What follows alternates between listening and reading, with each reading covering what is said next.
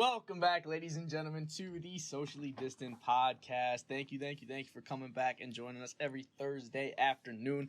We are here, episode 49, a good one, a special one. Before we get into things off, obviously we got to shout out our non-sponsored sponsors. We have RecoverX.com. Use code BigSugar at checkout. We have Sherwin-Williams in Dunkirk, New York. Get over there for all your paint and primer needs. And then we have CartoonClothing.com, as well as Cartoon Clothing on Etsy, I believe. And also head on over to YouTube and check out Interesting Investing over there. Our boy Jake Lugen is doing some fire things. And it's funny that we bring him up because in 1 second I'll tell you about that. But first, Dylan, Trent are here with me as always. Boys, how we doing? What's going on? How's it going over there, Trent? Fucking doing good. And again, excited because, as Brad mentioned, Interesting Investing himself. I think it's round 2, maybe 2.5, 3.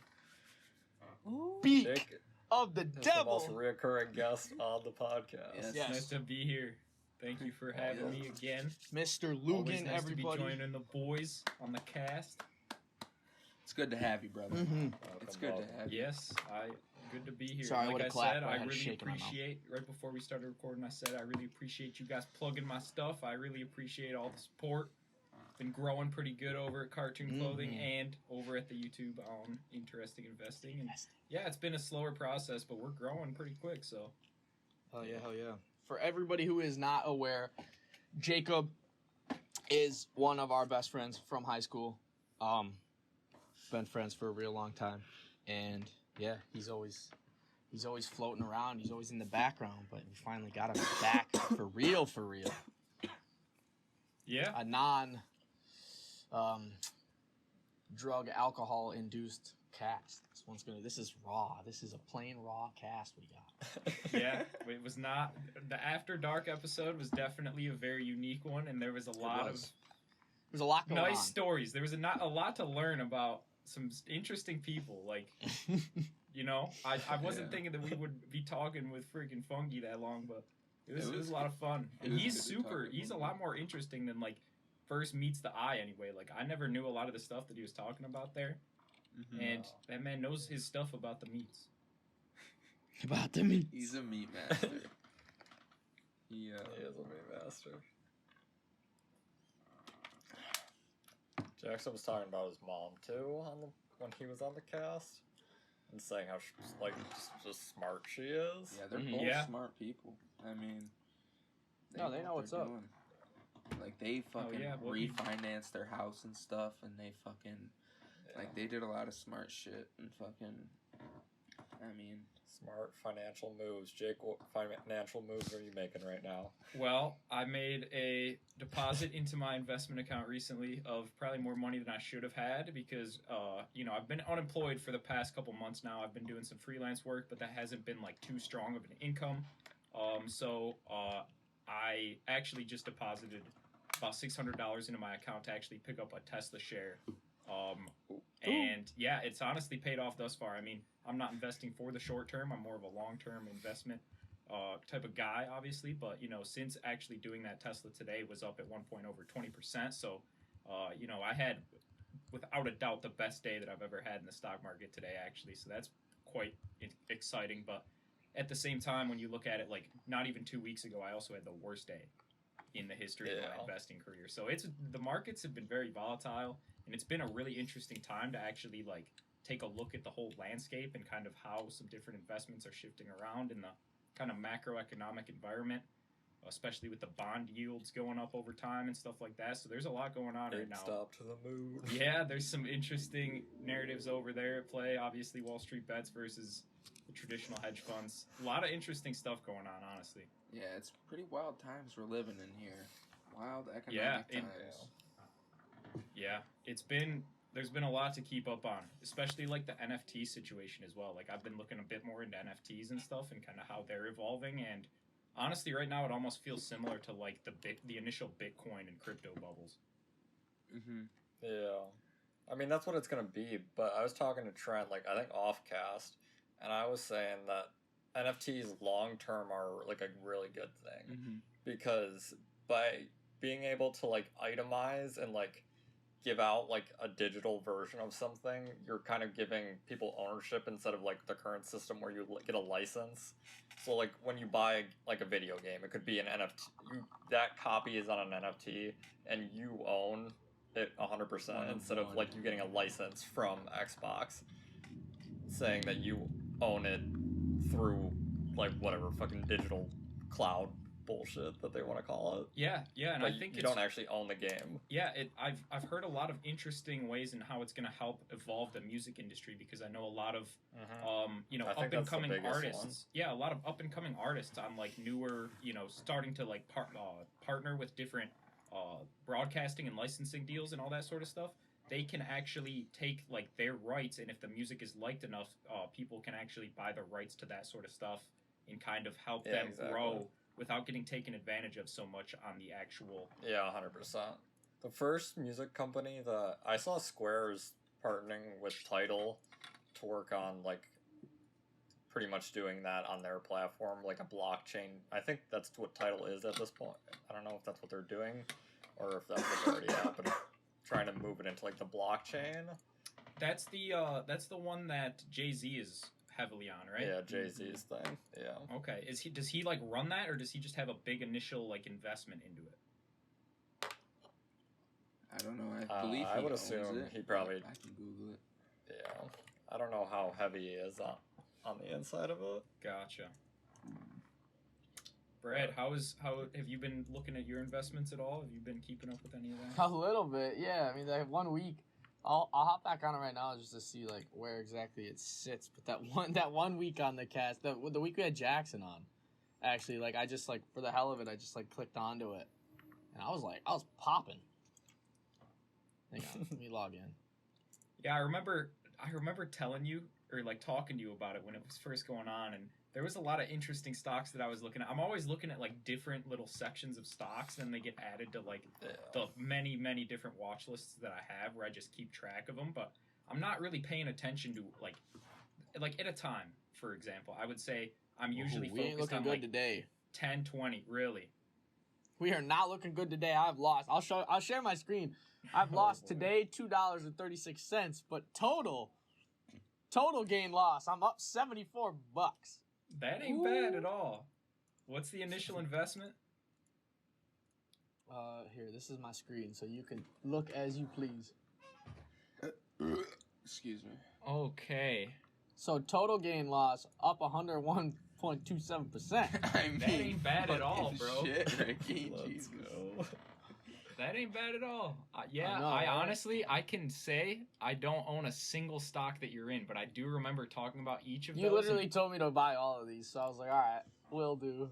Hell yeah. Yeah, I just go through, I don't know, there's some that I find on a longer term basis that just appeal to me more as like where I see these like industries and companies actually growing to at a certain point. But, a lot of the companies on this list, Elf is in cosmetics. That's really, like, consumer discretionary. And so that's, like, stuff that, is always going to be bought even in times when there's an economic downturn. I feel like, at least, like, the way that it looks from, like, a social media standpoint, like, makeup is really, really something that's marketed a lot. And, like, just hanging out with my girlfriend Tristan, for example, like, I see a lot of ads and stuff that she gets on her phone for, like, these makeup companies. And it's definitely, like, something that I feel is going to continue to grow, because it's just kind of, like, it goes along with that kind of idea of, like, influencing on social media and stuff like that. Yeah, exactly. Yeah, I don't know. This Tapestry ink, that shit's got me cooking. That one, plus 250%. That one's got me cooking. Fuck. You got talking about influencers, that's where Tapestry comes in as well. They got, I'm pretty sure they're like clothing, but they work a lot with influencers to try to promote their clothing on social media, like Instagram and stuff. Where do I go to just like view, like if I want to like look at a stock, where do I just like click to view that? Like, what do you mean, like, to look at many stocks? Like, I want to just go. I just want to go look at one to see how much it costs, and then just see about it. Just type in the little search bar top right, and then you can look up any stock you want to. You just need to know the ticker, or you can look up the name of the company. It should pop up as well if you just like you just said in big companies and stuff like that. Like Gymshark is massive, and they get you can type that into Fidelity. You can just type Gymshark into Fidelity and it should come up. If it's a stock, yeah. I think Gymshark has a. My girlfriend loves Gymshark, and like Gymshark is crazy. Nope. Find it. What's the Gymshark? Someone might own them. Yeah, it looks like they're not. Is Gymshark a publicly traded company? Nope. Private company. Yeah, it's private, owned by Ben Francis. Bullshit. I was gonna say because that'd be a hot one. What company owns Gymshark? Ben Francis. Yep, Ben Francis started it when he was 19. So it's a sole proprietorship? That's pretty crazy. Yeah, but like, see, like That's companies like that, risky. like I wonder if Alpha Elite. Is that Alpha literally Elite's like another. someone who's just really into like yeah. fitness and he creates his not own like Alpha, fitness apparel line and like different things to wear? I don't know if that's exactly what Gymshark is, but I know like Alpha Elite is. Alpha Elite owner. I believe it's a guy. It should be Christian Guzman. Yeah, he's just like a fitness dude. And he started like Alpha Elite, for example, and it's like a massive company now. That's he has crazy. like a line of like energy drinks too, like those. I don't know if you've ever seen 3D. Not too sure. These ones. He owns. He's like the one that like the made red, white, these and blue. ones. Yeah, these Sick ones right looking here. can. All of these. So shit like that, dude. Like imagine you just get like a big you get to be a big fitness influencer, and then you just like start your own clothing company and it blows up. Yeah, that's honestly what I feel like a lot of different people are doing a lot across a lot of different industries. Like you look at, I mean, just people who create content in general, a lot of them grew a following on social media and have provided like value through their content, and then they're able to kind of grow that into a company or something that they can actually create. As long as you continue to provide value to your audience, they're going to continue to support you. Yeah, 100%. And if you have a big enough following, I think you can almost always run like merch. You know what I mean? Oh yeah, he's for good. sure. Like Mr. Beast is like fucking insane because his audience is just continuously growing, and he's constantly spending like $1 million on a video and giving people. And it works shit. though. Like it works out for him. Yeah, I think I saw him tweet where he was like, he made a tweet and he said, I felt underwhelmed in the video where I gave away 3 houses, so I gave away 2 more or something. And I was just like, how, like, could you imagine just like being so successful and like just creating videos where you are just giving away like so much value to people who like are so deserving and stuff, and then you're just like, you feel underwhelmed when you give away 3 instead of 5. Like that's ridiculous. Yeah. That man's crazy, and he's gonna pass PewDiePie one day. Yeah, was it? I saw something. Didn't he pass PewDiePie on one YouTube metric or something? Was it like watch time or subscriber growth or something? Like it's been something. I can't remember what it was. I saw. That man's crazy. He's also donating money for every subscriber that he gets. That's I know. This year. He's a savage. Yeah, and didn't he was the first YouTube channel, I think, to get 1 million subscribers on a channel without an upload or something crazy like that. Like he grinded for a long time. If you go back to his old videos, I've been subscribed to him since like I want to say like 2017, 2016, probably 2017. And he used to make these videos where he would put like a toaster instead of or like a microwave inside of a microwave and turn it on. What? The way he got big was he would do videos. I think he said like PewDiePie like 100,000 times or something, and he just sat in front of his camera and just said it for like he like 18 counted. hours. I did see that. Counted to like Counted. 100,000 or something like that. Yeah, wasn't it like? Yeah, and that video was like, I think it was between like 6 to 10 hours long. I remember seeing that popped up on my recommended one time. I swear, I remember seeing it. It was a live video, and it goes off of watch time and how many people watch, and it worked stupid. It helped him like boost his channel like super hard. Those like 2 videos. That's so genius. That's awesome. That man is like really smart when it comes to like knowing how the algorithm works. That is so genius. A video. He literally has a video I counted to 100,000. Another video I counted to 200,000. That's literally 23 hours long. A video that's I counted to 300,000. Saying PewDiePie 100,000 times, or watching It's Everyday Bro for 10 hours straight. That's like torture. No The wonder thumbnail, people he's like asleep. Oh my god, that's such a crazy.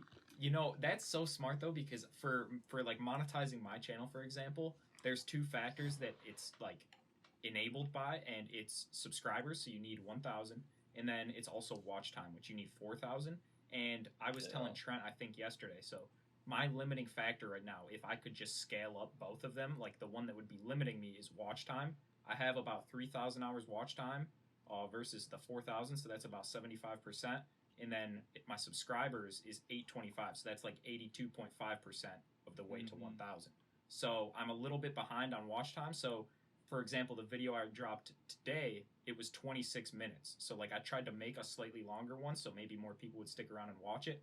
But, I mean, that's obviously not nearly as effective as just making a video where you're saying something 100, 200, 3,000, 300,000 times and then also watching something for 10 hours straight. Like, that's genius. You should just break and some of his videos just get like so many views. Like this video right here, going through the same drive-through 1,000 times, has 91 million views. Jake, I have an idea for you. Fucking insane. I also just thought of an idea, but I want to hear yours. Bro, you should try the world record wheelchair wheelie on your channel, and that is literally a 9 hours so long video, dude, and you fucking break the world record. And if people watch it. I mean, the record for that, and just talk about stocks for 9 hours. I don't think I could have the mental. You talk capacity. about just like where you like sit in that wheelchair and just kick back and you just like lean.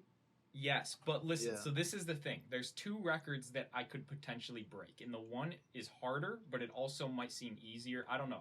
I'm open to suggestions, but I feel more confident that if I really hunkered down and tried it, I could break the one record for stationary manual in a wheelchair sustained for the longest amount of time, and that is 12 hours in like 29 minutes. Oh my so I'd God. have to literally like wake up at like 9 a.m., get right in that chair, and then be there till like 10 at night. That's a commitment. Or there's another one that seems, this is the one that I'm leaning more towards because it's not that hefty of a commitment. This one is the longest stationary manual in a wheelchair, no-handed. In that one, I need to break 2 hours. Now, hear me out. I would say start with that one. Here's the thing. That seems a lot harder, personally, to me, like to actually get, because I think I've gotten it for like 5 to 10 minutes at Trent's house, and I know that's nowhere near 2 hours, obviously. Well, but yeah, I mean, I feel like I would have to.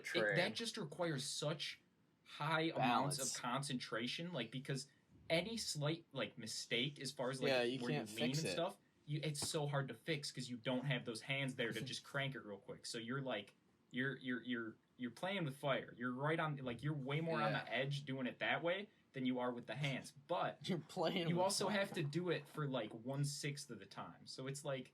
It seems a lot more doable, but at the same time, it also seems a lot more like focus heavy, and I'm not sure if I could do that for 2 hours. Like that would, dude, that would feel like a lifetime. What if we just watch Lord of the Rings? Put on Lord of the Rings and you do it. I feel like anything, I would just have to dedicate like so much of my attention to what I'm doing. I mean, yeah, I'd probably want something else to do there, like with that, but like. That just seems like such a commitment. Yeah. But that is a great idea for trying to get that shit up, like my view time. I wouldn't be... I honestly feel like... I don't know. Anyway, I did get an email from Guinness Book about that, and they said that there was more information needed. So I actually asked them a question of like how it would work in like how it would like play out if I were to apply and like actually try to break the challenge. Like would I need to just record it and send it in? Or do they need to have someone there, like, verifying it? They would probably have to have somebody there, like, physically observing. Dude, like... I think you have to pay for that, most likely. Yeah. Well, we'll see. I mean, I'm just waiting for more information back from them, but that would definitely be pretty cool. Yeah, I honestly had no clue that I had such a talent, such a weird God-given talent. Like, just balancing in a wheelchair. Like, let's say you have to pay for it, and then they send somebody out. And then, like, 5 minutes in, you sneeze and fall. And then you're like, all right, hold on. I'm just going to restart. And the guy's like, okay. No, he's like, nope, you get one shot. Dude, That would be tragic. $10,000, please. I would never about, pay $10,000 to try for something. I would fuck when you said that. So listen to this, right? When Jake was talking, like when Jake just said, like, I never knew I had such a talent when he was just talking about the whole wheelchair thing. If you think about it, in somewhat of a way, there is technically a world record for anything you could possibly do in the world. 100%. So for example, right? Jake said the world record for like sitting in that chair is like 11 hours or whatever it is, like two-handed, right? But what's the world record for sitting in that chair using two hands, balancing while holding like a spoon between your toes? Like, has anybody ever done that? You could do that for 5 minutes and that could be a world record. So like, where do you draw? You know what I mean? Yes, but if you actually go to apply for a world record from Guinness Book, you have to either select one of the ones on a list that they already give you, or you can apply for a brand new one, but it has to be verified by them. So I don't think you could just add some like little modifier. True, but that's what I'm saying. Like, you could technically just come up with like something new. I feel like you would have to demonstrate a little more skill than just like pinching a spoon between your toes. It would have to be like, maybe if you proposed to like balance an egg on the end of a spoon that you held between your toes, or you like juggled while you did it. If you juggled or for something, like 12 exactly, hours. like something that adds like another layer of difficulty that could be possible to other people. It just hasn't been like because I don't know. I feel like holding a spoon between your toes is not like the most difficult thing to do if you're already like comfortable doing a wheelchair wheelie, you know? Yeah, but no, I didn't like mean like, yeah, that's gonna. I just meant like that's an example of how you could basically make anything into a world record if you just like twist certain things or just come up with like random shit. True. Yeah. That's why it's like, I don't know, world records are funny because like it's like the whole idea that like the brain named itself. It's like the brain named itself, and technically anything could be a world record. Jake could set the world record right now for like, I don't even know, doing anything in his room. The world record Thinking for like of the most world records. Yeah, I set the world record for thinking of how many world records there could be. Most amount of blinks in a minute while touching the Elon Musk picture. I figured out how much it costs. It cost $800 for the application. That's a commitment. You see, I'd have to feel super fucking comfortable before How much? I would do something like that. $800. Yeah. We'd have like, to we'd have to get you practicing, Jake. That is arguably the biggest. I mean, okay, maybe not the biggest, but it is one of the biggest like resume flexes ever. Yeah, I have a world record. Depending on where or how you want to use Guinness World Records branding, if you want to use their branding in any way, it could cost you up to a total of $6,000. So if you want to show off your world record anyway. What? They have that much power over you, so not only do you have to pay $800 to break a world record, you also have to pay to even flex that you broke a world record. To break a world record. Yeah, that's... Using their branding in a video requires an additional fee. Holy shoot, dude. Yeah, I would say like that's something impressive on your resume. Also, like if you have like an Olympic gold medal, you put that on your resume too. Like, I got an Olympic gold medal, and or if you won like some crazy award, like the Nobel Peace Prize and something like that is biggest of all. Like if you no offense though, if you have a Nobel Peace Prize and you're applying for a job, I think you're just like guaranteed to get the job. I think at that point you're like a well-known person to where it's just like, yeah, we're gonna give that person the job. Especially if it's related to what you like got the Nobel Prize for, not the Nobel Peace Prize. You just got like a Nobel Prize. You know what I mean? Like you got a Nobel Prize for like science or some shit, and you go and apply to be a teacher, and it's like between you and fucking Jim over there, and like I don't know, Jim's real funny. This guy's got a Nobel Prize, we might have to give it to him. Like, come on. Yeah, you are a shoo-in if you be winning them Nobel Prizes. Or like anything like that, you know. Did you know? Fun fact, did you know that there are 8 questions that you can solve right now on the internet? They're available to the public. That if you solve them, you're awarded $1 million. Where do I find them? Just Google them. 8 unsolved questions in, I think it's in science or maybe it's in math. And then just look up like $1 million. 8 unsolved I know questions. one of the most famous is you have to prove or disprove that P equals NP, which is basically saying if a problem is easy to solve, is it also easy to, like, I can't think of the phrasing. It's something along the lines. Is it physics or is it just math or science? It might be just physics. I'm sorry for not knowing the exact details on this. I'll try to find them as well. That reminds me of like a much like nerdier Ready Player One. It's just like this internet contest that like if you win you get money. But this time I mean, like I found this one, the 7 biggest unanswered questions in physics. The first one is, what is matter made of? Why is gravity so weird? Why does time seem to flow only in one direction? Where did all the antimatter go? It's in the reverse world with Katrina. Everybody fucking knows that.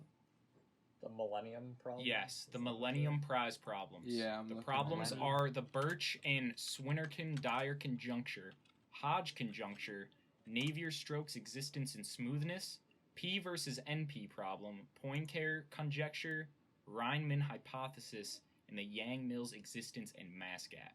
So this is some pretty, it's some pretty complex stuff here.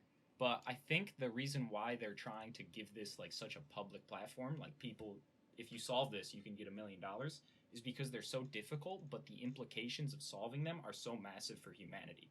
So like the P, I do know about the P versus NP problem, for example. If you're able to prove that P equals NP, it is going to create a crazy disruption in encryption, because basically what it says is, you know how there's measures in place to prevent people from hacking into your accounts. Like it makes your password hard to like understand your password. Well, clearly, each of you guys know your password. Like it's available to know, but because it's available, I think what P equals NP is kind of asking is if something is easy to solve, like for instance, entering your password to enter into a site, is it also easy to find the solution? Or something along those lines. Yeah. So, like, is it easy for an algorithm to actually understand what went into you actually entering that password in to get into the site? Mm-hmm. So that's just one example. That's the one that I know the most about. But yeah, if you solve any of these, you can look into them, and that's your trick. Right here under this that I'm looking at, it says, if it is easy to check that a solution to a problem is correct, it is also easy to solve the problem.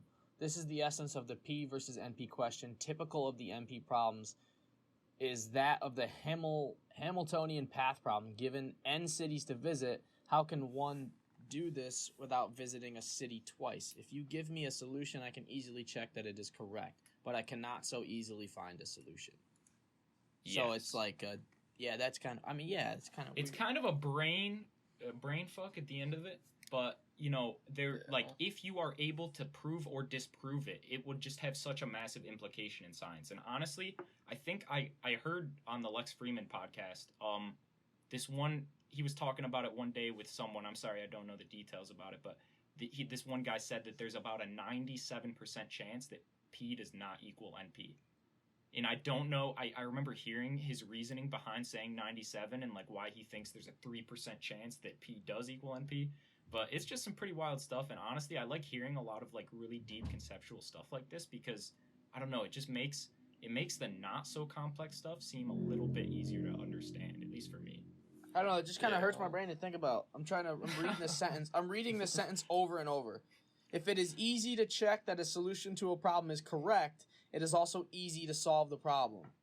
I mean, like, yes, but no.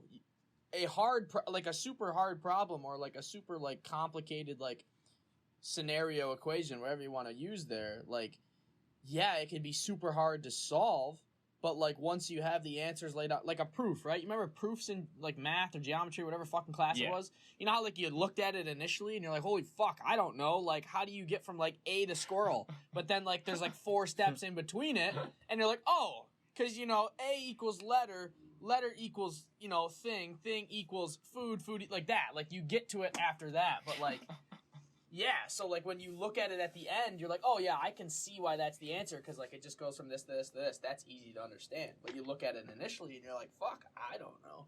So that seems like kind of like the PNP thing. It's like, I don't know. I think everything is easy to solve, or everything can be, like, fact-checked once you have all the pieces. But if you don't have all the pieces, how are you supposed to tell? Yeah, Yeah. That is kind of the origin of that question for sure. And there's some scientific, like, they want some way to prove or disprove it in an equation. And there's some deep, like, fundamental math going on there. And it is, it is definitely outside the scope of many people. But, I mean, that's why they have it as a challenge. And that's not even the only one. Like, imagine just being someone so passionate about, like, just, like, questions and stuff that you want to tackle one of them. And then you get it done. And that's, like, that's the start of your whole... That's the start of your whole life. Like, you got $1 million right there. Yeah, but I don't think the average person can just pick up one of these questions and solve it. You have to definitely be not. Yeah. You have to be a scientist. You have to be somebody insanely intelligent with resources and knowledge to be able to, like, dive deep into all aspects of the question. But at the same time, fresh perspectives are the best way to get new traction on stale topics and stale ideas, kind of like this stuff. So, in case you didn't know about these questions, go look them up. Give them a quick read over, and if anything starts to make sense to you, pursue it with every ounce of your love and passion. Try to win $1 million. Because, dude, I feel like for the most part, like, does the general public know that you can literally solve a question and earn $1 million? I don't think so, because I don't like think it's literally a game show in real life. The public is smart enough to solve. All right, fair enough. All right, so let me ask you this question. If you're up for a challenge, I just suggest you give it a gander. All right. You got to think about it this way, though. How long have these questions been around? Probably several decades. Okay. No, right? probably like several fucking decades. We have people like Elon Musk, Neil deGrasse Tyson, and Stephen Hawking, R.I.P. Why the fuck can't they solve them then? Because they have way too much going on, bro. Yeah, exactly. They're not spending their time on that. You gotta find someone who has absolutely nothing to do. Bro, you want to prove your worth, solve one of these problems, and then use that $1 million to do whatever the hell you want to do with that money. And I'm sure that you're smart enough at that point to figure out a great idea for that money. They should go down to Skid Row and get all the homeless people together and tell them they can win $1 million and they create a collective mind. Bro, that would be ridiculous. They get like Bert who used to work hard in like sales and logistics to be their calculator of all the numbers, and then they get fucking... I don't know. Dude, YouTube recommended me this YouTuber the other day. His name is German in Venice. He's like this old German dude, and he goes around and he takes videos of like he just like rides. He lives in Venice, and Venice is just like overran with homeless people, and he just like bikes through Venice and like takes videos of like how bad the homeless problem is, and he talks, and he takes out little pictures and he shows like where like different movies works. They shot like mad movies down in Venice, and it was the best. I've been watching him like every day now. YouTube actually gave me a good YouTuber, but it's crazy, the homeless problem there. And he went to Skid Row. It's insane. Like, there's just like thousands of people living in tents on the side of the street. I don't think I've ever seen any footage or pictures from Skid Row. They don't really show you that. I like his videos because like he's a little bit more upbeat and he has a German accent, so it's funny. But at the same time, like it opens your eyes to the actual like how bad it is there. Gotcha. Like Los Angeles is gone. It's bad unless they do something. That's why Joe Rogan left. Yep. God damn it! You made me think of those questions. Now all I'm thinking about is the Tesseract Cube again, and just how it doesn't make sense, but it makes sense. I hate that fucking thing because it blows my mind because I can't understand it. Bro, you know what you could do? Make like a job posting to like Fiverr or Upwork and be like, pay $20 for someone to explain exactly the Tesseract to you, and then it'll all make sense. Because it's just like, what? Isn't it just has to do with, like, ideally, like, obviously it's like the two cubes inside each other, but it can't like, maneuver through itself because it won't be a perfect square all the way around, but at the same time it is. I don't get it. I don't know what the fuck it is. I don't know too much about the Tesseract. I know I'm a big Marvel fan, but I'm definitely not as big of a Marvel fan as someone who, like, looks up the like deep you gotta roots watch WandaVision, Brad. I know I need to. No, I'm not talking about like the Marvel Tesseract Cube. I'm talking about like a Tesseract Cube, like space Tesseract Cube. Oh, like that IRL kind of Tesseract. I don't know. Like an IRL Tesseract Cube. Or like a I had no idea about this, bro. Like a hypercube. Yeah, I thought you were talking a Marvel Tesseract. This. A hypercube. Whoa. What the hell am I looking at? Is a four-dimensional cube, or alternately is the extension of the idea of a square to a four-dimensional space in the same way that a cube is the extension of the idea of a square to a three-dimensional space. So, like, a square, like, I know, it's weird. Yeah, what the hell? That's trippy as hell. Like, a cube is the square to 3 dimensions, but what is a cube to 4 dimensions? It's technically this. Yeah, this is crazy. But I don't know what it means. Nobody knows what it means, but it's provocative. It gets the people going. We got into some deep physics and math straight, I hate it. like, Fuck half hour into the cast. Hurts my brain. It I hurts. heard you guys talking about how much room you would have on one of the more recent casts if, you separated every American by the total Trenny crunched them numbers real quick. Wasn't it like 52 miles or something? Yeah, that doesn't make sense to me. It does, though, because think about it. You think of how vast, like, it's hard to conceptualize, but the U.S. is so vast. Think of, like, the Midwest, like, near the Rocky Mountains. Like, 99% of that is unoccupied. Yes, but then you think about New York City and how there's literally almost 9 million people shoved into New York City. They're all on top. It's of vertical. Each other. Look at that picture, dude. Look at how many buildings there are. I know, and all the homeless people who just live on the street. Like, are they counted in that population? They better be. They better. The population gets counted by the census. I don't think homeless people are on the fucking census. The census is the most attacked thing on planet Earth. The Republicans do not want the census counted at all. Damn. Because that's how you change gerrymandering. Good old gerrymandering. I don't know how you do it. So Brad, have you have some more clients now, right? How many clients do you have total? I do. Technically, I have 5, but I have not started working with the 5th because the trainer who is leaving has not left. I believe last week was supposed to be his last week, and now he said this week is going to be his last week, but it's still dependent because his background check still has to clear from the one job. They have to do it for him, and then he's good to go. So I'm literally just waiting on him. Actually, it'll be the 4th and the 5th. So I'm just waiting on him, and then as soon as he leaves, I'll add 2 more to my weekly schedule, and then have more incoming and stuff like that. So yeah, gotcha. It was definitely slow at the start. It took me at least a month and a half before I even got 1 client, but now it's just starting to pick up. Yeah, and then starting to come in more and more. So yeah, that's awesome. And as you grow that, obviously, you'll grow your understanding to different personalities and different kind of people who work out, and how you're able to help different kinds of people. Do you have a diverse group of people that you're training now, male, female, and weight size and all that sort of stuff? I technically have quite a diverse population. That's good. My one client is my one client that I actually have tomorrow afternoon is a young college student like us. It's a transgender male. He's a transgender male. Excuse me. Didn't mean to sound correct terms there for a second. He is a transgender male.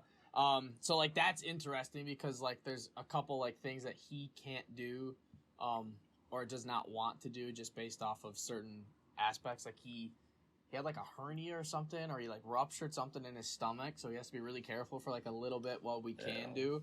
And then I have this lady who's I think late 20s, early 30s, who is trying to lose weight. So we're just doing a lot of really high intense circuit type stuff just to help burn as much fat as we can, burn enough energy. And then her husband, a lot of cardio, a lot of circuit stuff. So one exercise, bounce to the other one, gotcha. little rest in between just to keep moving, keep going, keep that heart pumping.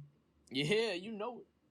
And then her fiance, husband, whatever you want to call him, they're not married yet, so it's his fiance. Her fiance, she referred him to me, referred me to him, because he was working with another. She was working with another trainer there, and just didn't really like him. And she was like, "Oh, you got to try this guy. He's great." So he switched over to me, and him were totally different because her, we're doing like total body stuff. Like I only work with her once a week, so I'm doing like total body stuff and kind of just like really like pushing her in that time. But with him, we only do chest stuff because he just like really wants to like get his bench press up. So he wants somebody there to like spot him. So we're doing like a lot of like different like power stuff, like doing a lot of like med ball like tosses, and we're doing a lot of like really slow like timed out stuff. And then the other girl that I work with, she's actually like best friends with the fiance, the lady. Like I'll start working with her. I'm gonna be training both of them at the same time. And I'm going to try to push them to, instead of half an hour sessions, I'm going to try to push them to hour sessions. And then I'm going to train them both at the same time. So that'll be like some bucks on top of the hourly pay for that hour. That'll be like, yeah, it'll be like over like $20 for like just that 1 hour while I'm with them. So that'll be nice. Awesome, yeah. And then I think the fifth person is like an older lady. But like I heard she's like not the most consistent on like coming in. Like she kind of flakes out sometimes and like doesn't show up. So well, I'll let her know. Like you start working with me, you better fucking be here or else we're going to have some problems. Yeah, just lay down some groundwork and just try to like obviously with that diverse set, you got to like, you know, help them achieve their own fitness goals and everything. Just try to keep them motivated and going. And sounds like you're doing good though, like grinding out like your own growth at the company.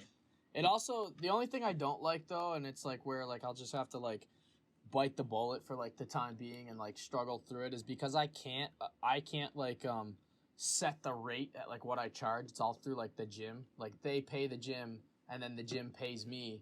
So it sucks because there's I feel like I could like do really well with like younger like college kids, like specifically like college guys that like come in there, like because like obviously they're busy, they're in college, they don't have a lot of money, but at the same time if I could like change the rate or if I could set the rate at what I could charge, I guarantee you I could have 10 more clients by now just by like walking up talking to these college kids for like 5 minutes and be like, hey, like I don't charge very much, like you want to work with me like 2 times a week or something like that. Even if like I don't really work with them a lot, even them paying me to like set them up with like a plan on like a week to week basis, like even that is like something I could still do.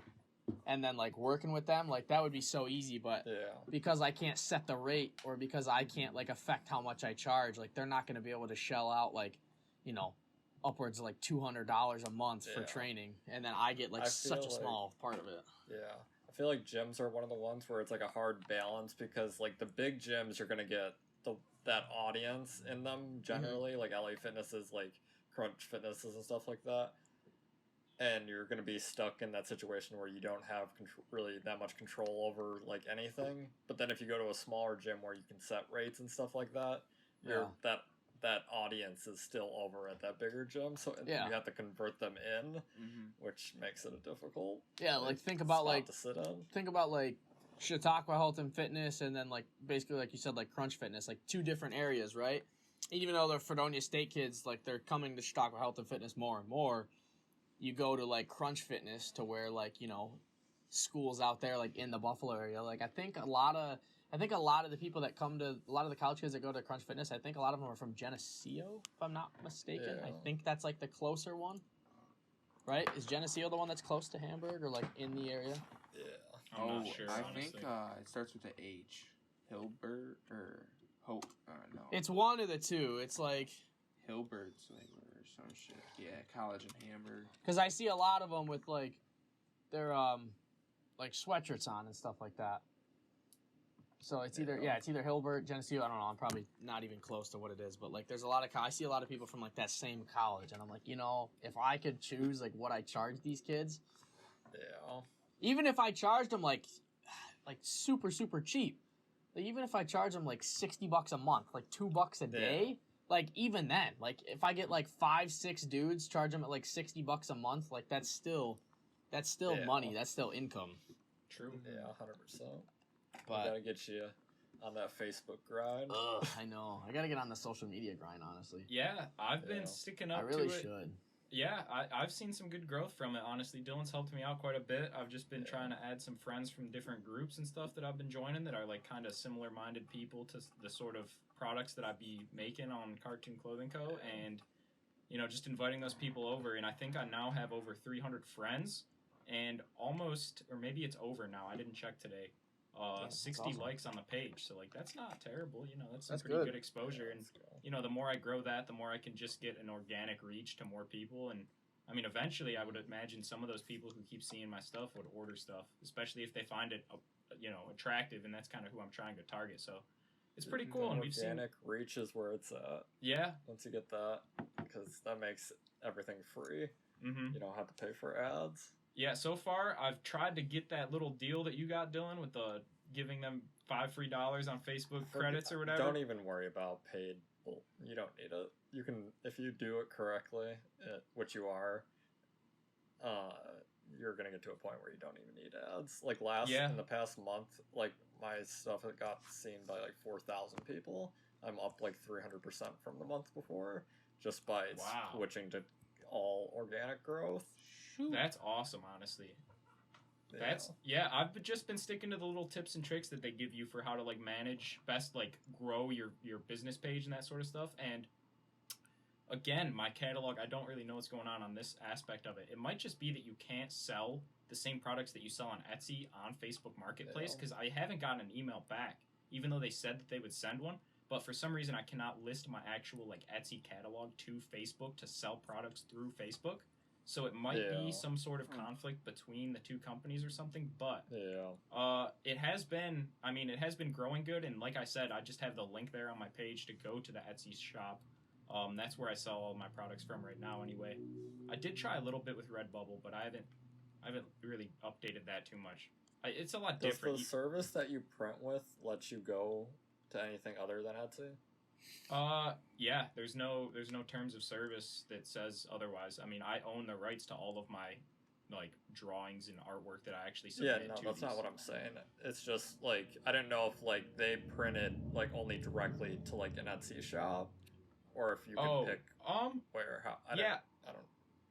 I think you can do it to other ones. The thing about Redbubble is though, you actually don't even submit like articles of clothing or anything. You just it's a little different. You actually just submit the artwork, like the PNG or the JPEG image, and then it actually prints those things on like pillows, shower curtains, and like weird stuff like that. But the thing about that is you have to like adjust the way in which it actually like gets put onto these different things like individually. So it's a time-consuming process. And honestly, it doesn't seem to be nearly as successful as Etsy. So I'm just gonna keep doing like the clothing aspect and kind of keep it going over there. But yeah, Redbubble's been a little weird, but I don't know if shower curtains are gonna pull as hard as like a hoodie. Shower curtains, some drippy shower curtains.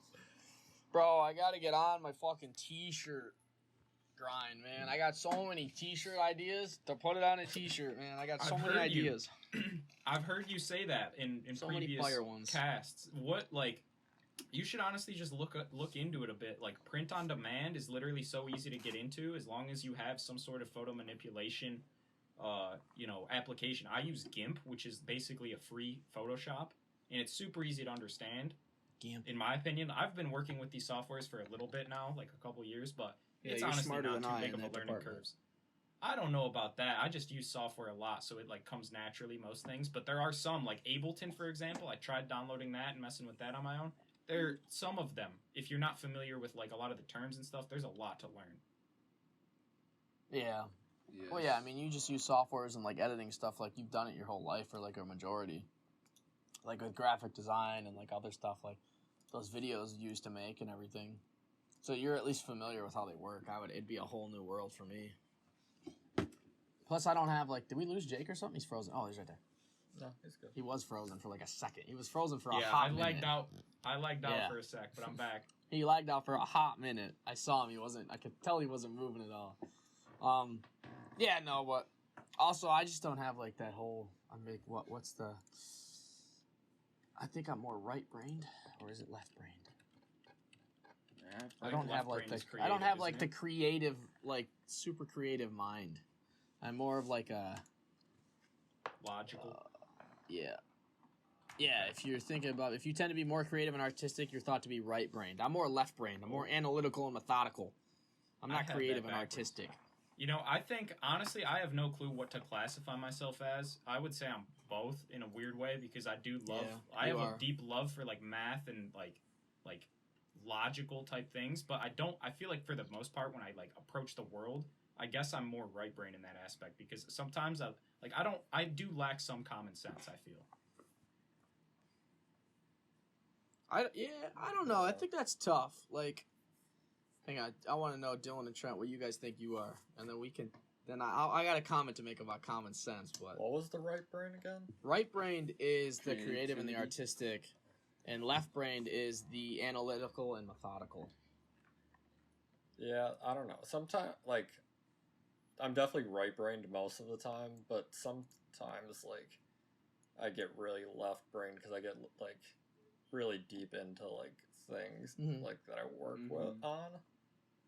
I was actually having this talk with Gina, like, I think, like, a few days ago, over the weekend, and she thinks, like, I'm super logical, and, like, super, I would say you are, too. how I, like, approach Honestly, shit. Yeah.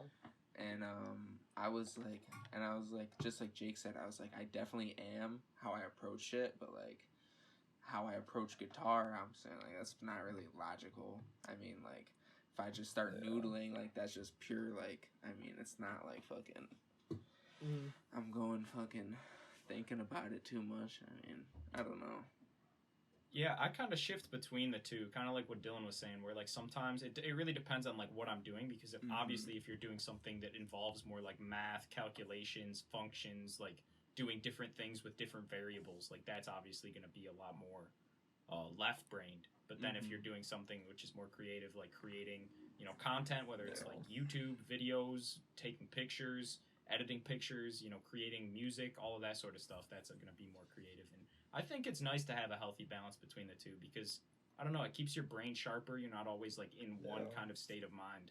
And you're able to kind of, like, staying creative really helps you, I think, be better to actually think in logic in a weird way. Yeah. Me, personally, when I get burnt out sometimes when I, like, try to do too much, like, right brain, like, creative shit. Like, there are certain points where, like, I can tell that I need to, like, calm down that part of like my brain because I wear it out after a while. Yeah. Brad, I'm interested to hear what you were thinking about the common sense thing. Yeah, hang on, I'll say that in a sec. But what I was I gotta like process how I want to word that, because if I don't say it, it's one of those things. If I don't say it right the first time, it's just gonna sound stupid. So I'm trying to think about how I like want to word like the idea that I have in my head. No, but what I was gonna say was like, yes, like left brain, right brain. I think that the reason I think I'm more left brain, not to say that I can't be right brain, because like, I mean, like if I wanted to, like I can be creative, I can be like different. Like I mean, like when I played like the drum set and stuff like that, like you have to be creative in that aspect, like just like playing and kind of like doing your thing. But I would definitely say I'm more left brain just due to the fact that I think I enjoy more and I surround myself more with things that you require you to be like more analytical and methodical, more like on hands, like real world tangible things. Like just things that come to mind, like obviously like exercising, weightlifting. Like that's things that like you can physically see, physically observe like within the body, so you can get very methodical, you can get very analytical with like the different ways you do exercises, the different angles, like different like ways of like form, and then just like other like stuff that like I've done like in my free time, like just off the top of my head, like working on like demo cars and like doing stuff with my dad. Like there's like a specific way to like move the gas lines, there's a specific way to like weld the roll cage in, like do like stuff like that. So like my whole life I think I've just enjoyed more things, and that translates over to like how I was in college and school. I never enjoyed subjects that I couldn't like physically handle or physically like observe in the real world. So when we did stuff in like high school and in college, like chemistry, biology, like physics, that was stuff that I could physically understand and like physically do. But history, math, things along that nature, it was like, well, I can't see this, I can't observe this, so I just don't have like that mind to just like sit there and think about it. I want to like do it and touch it with my hands.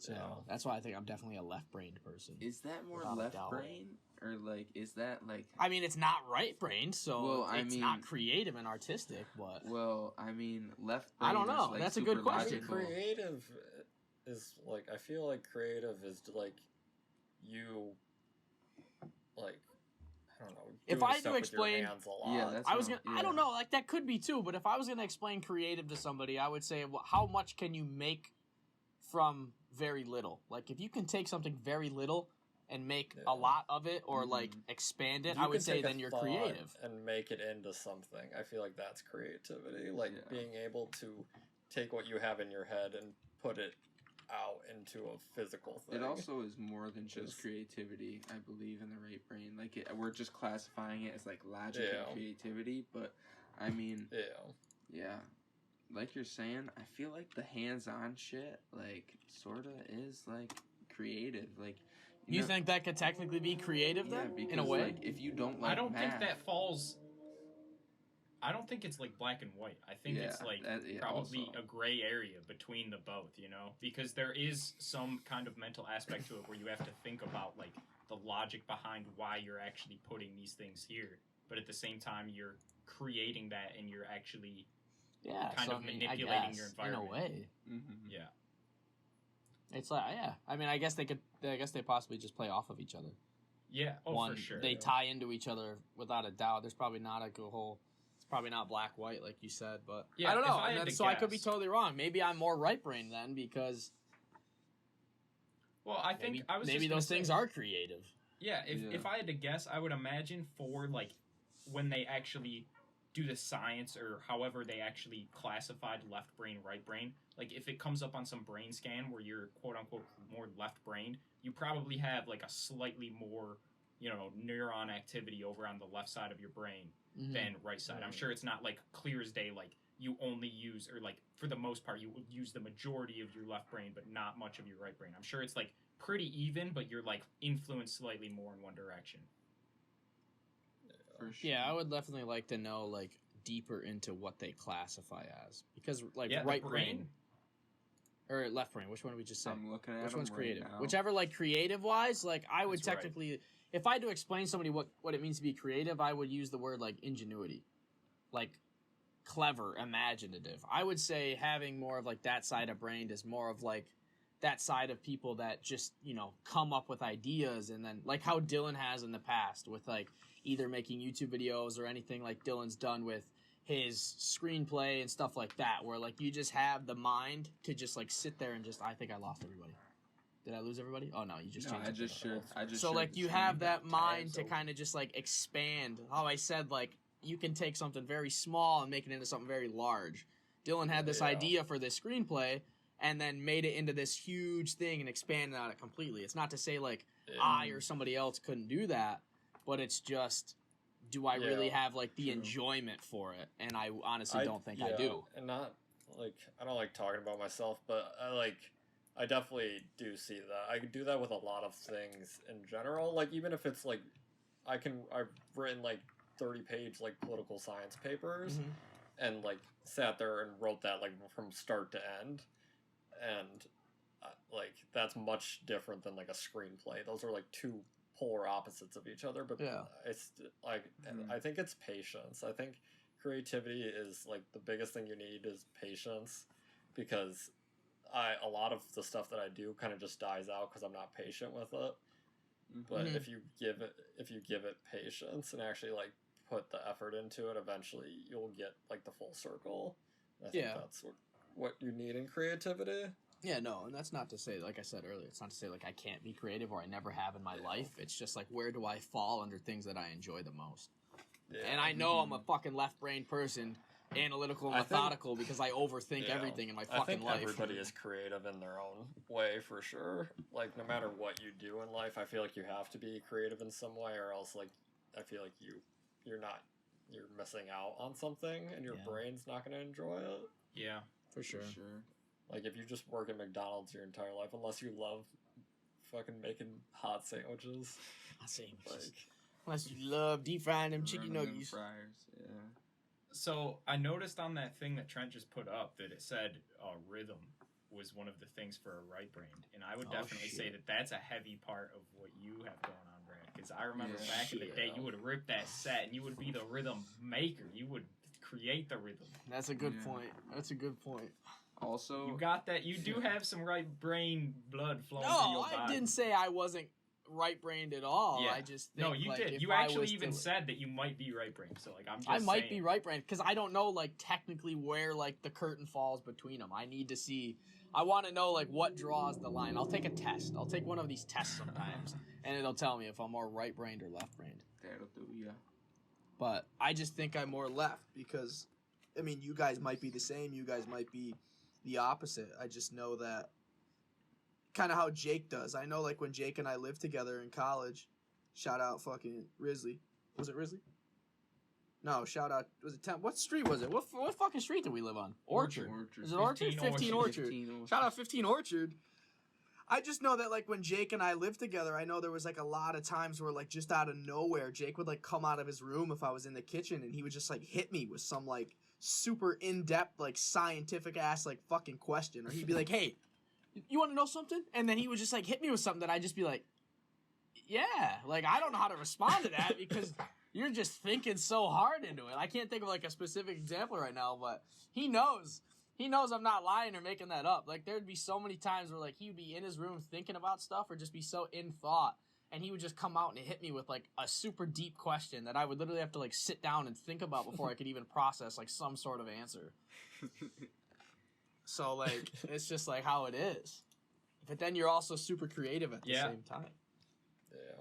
Yeah, I just, like I said, I like to steer between the both of them, but I do feel like I have a deep love for, like, weird scientific, like, just crazy things and facts in the world, and I feel like that's a big part of, like, what I find enjoyable, and what I don't know, I do just like pondering things, because there's a lot, like, there's so many areas of science and, like, life in general that we still have no idea, like, really how it works at a fundamental level. Like, the brain is a great example. Like, we know nothing. We know less about the brain than we know about the oceans. The brain named and, itself. There's going to be a lot of like research and development, hopefully in our lifetimes, going on in some of these areas. But like, I'm super excited for the future. Like, gene editing is something that probably is going to change the way in which we do a lot of stuff going forward. It's going to move from we're going to have X-Men. What do you mean? We're going to have fucking X-Men running around. Do you guys remember watching? Do you remember watching Gattaca in biology? Yeah. That's kind of what we're moving towards, is like actually editing the genes at a fundamental level to where you can create the perfect human. That might be something in the future. We're still a long way off from that, but supposedly China, as early as 2017, I believe, has started just using getting rid of fucking like disorders and stuff that exist within humans. Yes, that's where it's going to start. Like getting rid of like Down syndrome and stuff like that. Yeah. But at the same time, then you have a like humanity dilemma where you ask, is it morally right to get rid of someone's natural gift? Some people could call having like Down syndrome or autism a gift. Yeah, exactly. Yeah.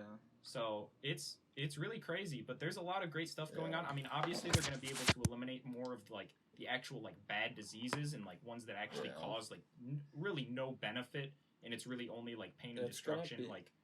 Yeah, I feel like healthcare is gonna continue to be like a war within like people, because like there is a large group of people right now who don't want like vaccines and stuff. Yep. And like so like people who don't want to move with the curve of healthcare, and then it gets to a point, are we going to force healthcare on these people and take away their right to choose? Because like are you gonna like, unless you force it, those like the disorders and everything are going to continue, because, and like in the case of like the coronavirus or like any other thing that gets vaccinated, if people aren't doing it, then it continues, and just you can't do anything to stop it unless you force everybody to move with the curve of like innovation. Going off of that and connecting back to what Jake said, how he made that comment about like creating like the perfect human. Then we're really going to get, like, so let's say that happens in our lifetime, and then, like, when we're gone and even further into the future, like, it happens on an even greater scale, then you're going to get to a point to, like, be like, where do you stop? At what point do you stop at? Do you stop at the point to where you can literally give every human a sick-free, disease-free, like, et cetera, like, free life, so they can just, like, live, and then with that life, just do as they please, not have to worry about, like, any, like, health or anything along that nature? Or then do you go further and you almost make a sort of like superhuman or you give them That's like the- enhanced abilities, because then Yeah. like then you said, Dylan, then it's gonna be like those people. You're gonna always gonna have those people like, yeah, I want my son or daughter to be like, you know, the next like super athlete. I want them to be like, you know, super enhanced, or I want them to have like super abilities. But then you're gonna have those people that like they're not. Yeah. They want a normal kid. So you have There's to play always, that like, game. Yeah, there's always a give and there's always a take. Like with innovation, like like you can continue to go, but every single time you innovate on something, you're gonna harm something else in this at the same time. Like no matter what it is, and so it's just like the fatal flaw of like, are you willing to give up something to get to the next step? And like in order for humans to continue to like exist, because in however millions of years the sun's gonna explode, so Yeah. like we so have to be on a continuous thing if we want the human race to survive forever. Where do we But draw we the don't. line? We think in a much more like micro like lens of like just what's happening today. But in reality, like if we want to survive, you really have to think like way ahead of time, and in order to get that far, you have to make a lot of sacrifices. Like the human body is not designed right now to make it into fucking another universe. Yeah, no, not at all. And that brings up the point of like all of these different areas of healthcare that are becoming super prominent and super, you know, kind of researched, and hopefully, or in the hopes, I should say, of, you know, finding more revelations on different things. Like I remember hearing this podcast from Joe Rogan where he had on someone who is a specialist in longevity and like actually increasing the likelihood that you will live a longer life.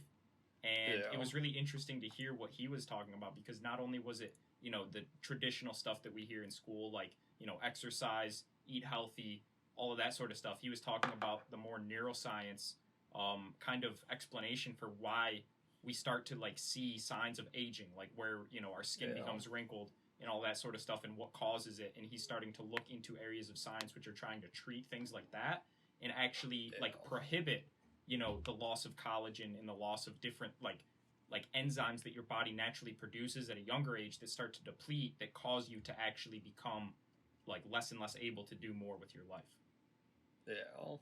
And that's a really interesting area of science. I mean, there's so much going on. That's why it's like this now, like people, you can argue like how bad times are right now, but I think there's one thing that you can really not argue with much validity anyway, is that now is the best time to be alive. Like it, without a doubt, we are in like 100%, because we're on the cusp of people are living to be so fucking old now. Yeah.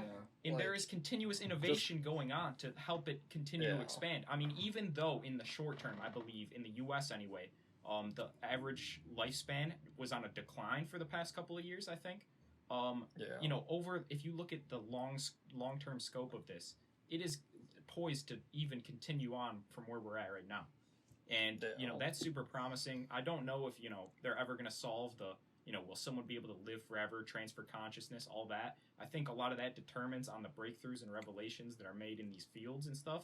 And, you know, we need to understand what consciousness even means from, like, a regular standpoint. Because I am a frequent listener of, like, some pretty, like, deep thinking podcasts, like the Lex Friedman podcast. And I do enjoy Joe Rogan when he has some, like, you know, crazy neuroscientists or, like, just philosophers or people who actually like think about like some bigger, you know, macro questions. And it's really interesting to just hear different perspectives and stuff on all that, because, you know, at the end of the day, this is like, if humanity is to advance another 100,000 years, what would we even look like? Like, how would we get there? What are we doing to like help actually do this? And I think it's super cool, you know? Yeah. For sure. So much stuff to think about. It's like There it is. It's awesome. I love it. There's too many things to think about in the world. It's just That's what crazy. makes it fun, though. I know. No, it doesn't. It makes it stressful, because when you're somebody who has anxiety, you just think. Just worry about what you want to worry about. Like, there's a whole bunch of stuff that we haven't even touched, even considering.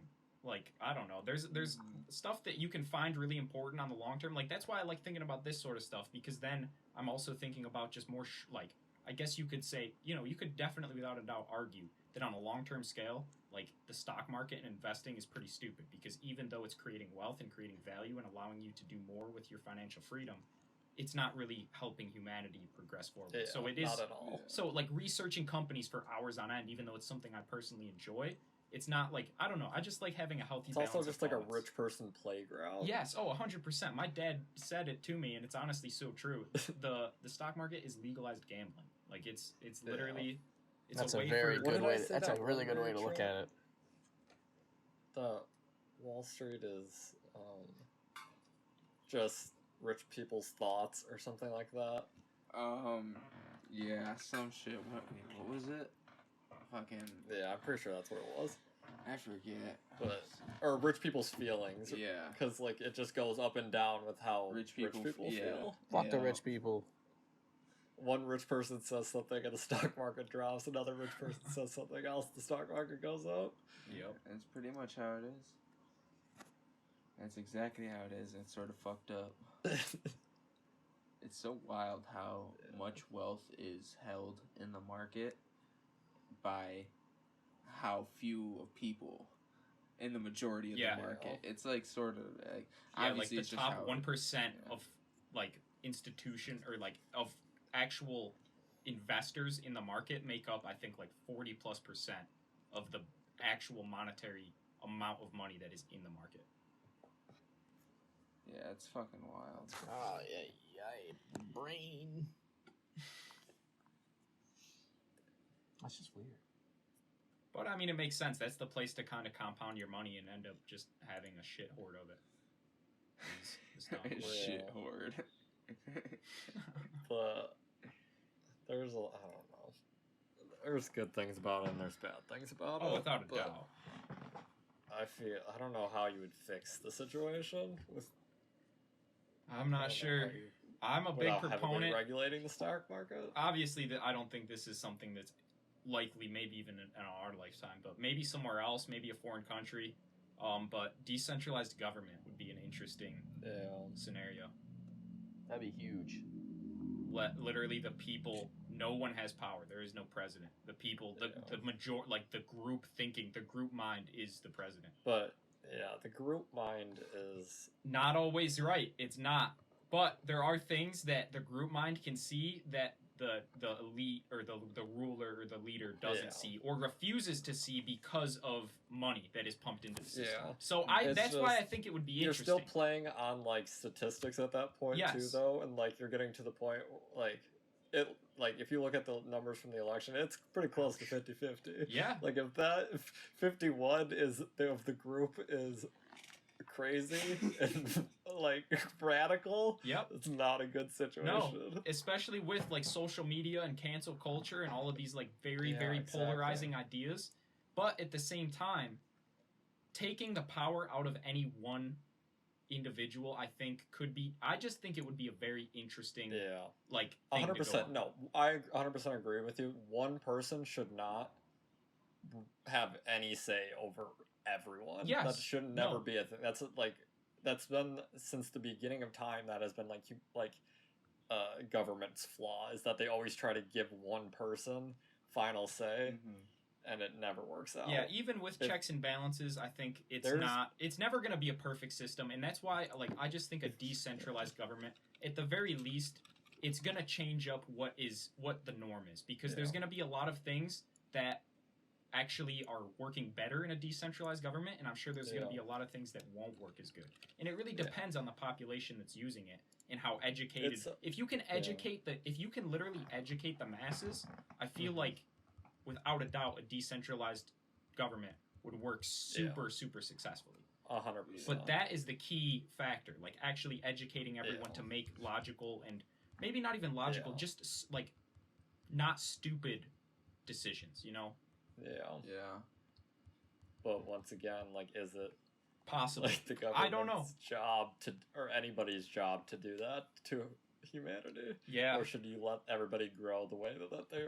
Well, I mean, there's already an I don't know. Our agenda on system's education. Straight garbage trash to begin with, so it definitely needs to be reformed. Yeah, that's exactly what I'm saying. Like, there's already an agenda on education. I think Trent talked to me about this, how there was like some like elite, like Yeah. who have kind of Industrial decided. Revolution? Yeah, Yeah. the The fucking Council of fucking Education Forum, 2012. Yep, and then they just decide what everyone should learn. It's really crazy. There's a lot of crazy stuff. Like the John D. Rockefellers had so much influence back in the day, and if you look at like a lot of the monopoly, like anti-monopoly kind of regulations and stuff, they've all kind of stemmed from the first of this kind of breed. The John D. Rockefellers, the Henry Fords, the people who had a lot of power, and they had, or I should say, a lot of money, and with that money there was a lot more power than today because there wasn't all this regulation preventing them from creating massive conglomerates and controlling basically the ways in which humans operate. Yeah. It's crazy how back then they accumulated so much wealth so quickly. Yeah. Like I have pulled up John D. Rockefeller had 350 to 421 or 420 billion dollars in net worth. That's crazy. Which is and if you account for inflation, I'm pretty sure that's like significantly ahead of like the richest people today. That might be, I think that is switched up for inflation. Oh, that is accounting for inflation? I think so. It says, because if they had 420 billion back then, like you imagine, like loaf of bread was 50 cents. That would be ridiculous. There's no way he had 420 billion back then. Bro, if he did, he was blazing it. But John D. Rockefeller and then Andrew Carnegie had a $310 billion. Jesus. Carnegie. But at the same time, they were probably more powerful than the elite today because there wasn't all that regulation going on from keeping them from interfering with, there was the absolutely FDA. no regulation. Yeah, didn't one of them start the FDA or something? Like, and I know that was for the betterment of humanity. But at the end of the day, if you look at how many times the food pyramid has changed throughout even our lifetime, like over the past 40 years, they've changed the food pyramid like, I don't know, an extravagant amount of times. And it is just like, it doesn't make any sense. Like they the always go 1970s, there was no regulation on like factory, like smoke and everything. Like there was no clean air. The Clean Air Act wasn't a thing yet. You didn't know about no and CO2. You could just put whatever you wanted in the air for like seriously like 100 years straight. That's ridiculous. Yeah, there used to be, I remember Mr. O'Leary was, I think it was Mr. O'Leary. Maybe it was Mr. LeBaron who was telling us about that river that caught on fire in Ohio. Yeah. Mm-hmm. There's a place in Niagara Falls that, it's, what the fuck is it called? I don't know. It's up Love Canal. It's called Love Canal in Niagara Falls.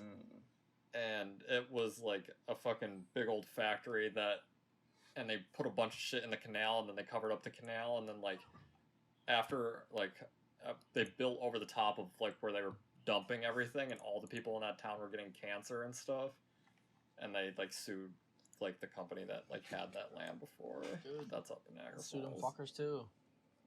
Yeah, did you know, side note on cancer and around this area, did you know that we have statistically higher chance of getting cancer living in this Western New York area? Solid. What don't we have a higher chance of getting in fucking Western New York? Depression, cancer. We're living out here, bud. Hey, you can't argue against the weather, though. I mean, I know like 7 to 8 months of it are probably not the best, but those 4 months in between, man, those are some of the best months ever. Yeah, my doctor told me one time that like Western New York is notorious for like people being vitamin D deficient. Yeah, it makes sense. You walk outside in the winter, you will likely not see the sun. No. Like on any given day, you might see the sun probably 10 days maybe out of the whole winter. Like it just does not come out. It's been nice though. It was really nice today. Yeah, it was. I think it was like 46 was the highest. It was real nice. Brad, I remember your mom was the one who got me on taking some vitamin D supplements. Yeah, one time buddy. She came over to the apartment. She was like, "Are you feeling okay? You look a little white." And I was like, "Yeah, I feel good." She's like, "You should start taking some vitamin D." And I was like, "All right, Dad, I honestly I'll be doing need that. to start taking it again because the last time I got blood work done, they told me I was like really low in the vitamin D department, and like I started taking a vitamin D supplement at one time, and then I stopped. I haven't picked back up on it, but I probably should because it's very, very important for a lot more reasons than just like the whole like sunlight type thing. Vitamin D is actually crucial in men for like testosterone as well. Okay. Yeah, I'm sure all your vitamins, keeping those at peak levels is probably the best thing you can do for, I mean, you could just take a staying up on your health. multivitamin. Everybody just start taking take a multivitamin. Honestly, it's the best advice I can give you. Not just because I used to work at GNC, but like legitimately, a multivitamin is one of the best things you could ever do for your body. It doesn't have to be anything fancy. Go to your fucking local Walmart, your local drugstore, pick up a generic multivitamin. It's gonna be better than anything. That's the truth, though. Well, hang on. I just thought of it, Jake. I said it. The comment I wanted to make about common sense was, and I had to really like think about it, and it's still probably gonna sound stupid because I can't really figure out how I want to word it. But what I wanted to say about common sense was, I think common sense is so common of a thing that the reason you don't think people have it, or the reason that you go throughout your day be like, that person has no common sense, because I think it just comes down to, do they actually care to be observant around the world? Like, I'll say it all the time when I'm driving places. If I'm going, like, in traffic through, like, Dunkin' for Donut, even on, like, the throughway, and, like, something will happen where, like, you're behind somebody in the left lane and they're clear to move over, but they don't because you're trying to pass them. Like, everybody knows, or you should know how, like, the left lane and the right lane work on, like, the throughway. And that person doesn't move over, so you have to go to the right lane and then pass them and go back to the left. You're like, that person's fucking stupid. They have no common sense. They might, but do they care? So I don't think they care. That's where that's where I draw the line a lot with common sense. Is I think everybody has common sense. I think it just comes down to, like, do people care enough to, like, actually be, like, active in carrying out these common sense tasks? Yeah, living here has made me a much better driver, because I think of every other person on the road as they do not give a shit about anybody but themselves, because everybody here that's how they drive. They do not, like, when they're, like, pulling out of a spot, they just drive out, they don't look. It's just, like, you have to, like, be ready for every single possible situation on the road, because at any time, someone could just be like, I don't give a fuck, and just do whatever the fuck they're gonna do. So fucking stupid. I hate that so much. It pisses me off so much. No, and I think that's what it comes down to, too, is I think it's just nowadays, people have that common sense, they just choose not to act on it because they really don't care about anybody else but themselves, like, in driving, in anything that has to do with the world. They're not focusing on, like, the world around them. I know I do, just because that's how, like, my mom is, for example. That's how my mom and dad are. And that's just, like, how I was raised, to, like, always be, like, thoughtful and, like, courteous of, like, the people around you. Like, going into buildings and holding doors for people. Like, if somebody says, like, you see somebody, like, if I'm in Buffalo, like, walking my girlfriend's dog, and, like, one of, like, the older people who lives in, like, the complex around, like, the little area, like, if you see him outside, you give him, like, the, hey, how you doing today, like, that kind of stuff. Like, that's just, like, common sense, common nature shit. But a lot of people don't do that because they just don't fucking care.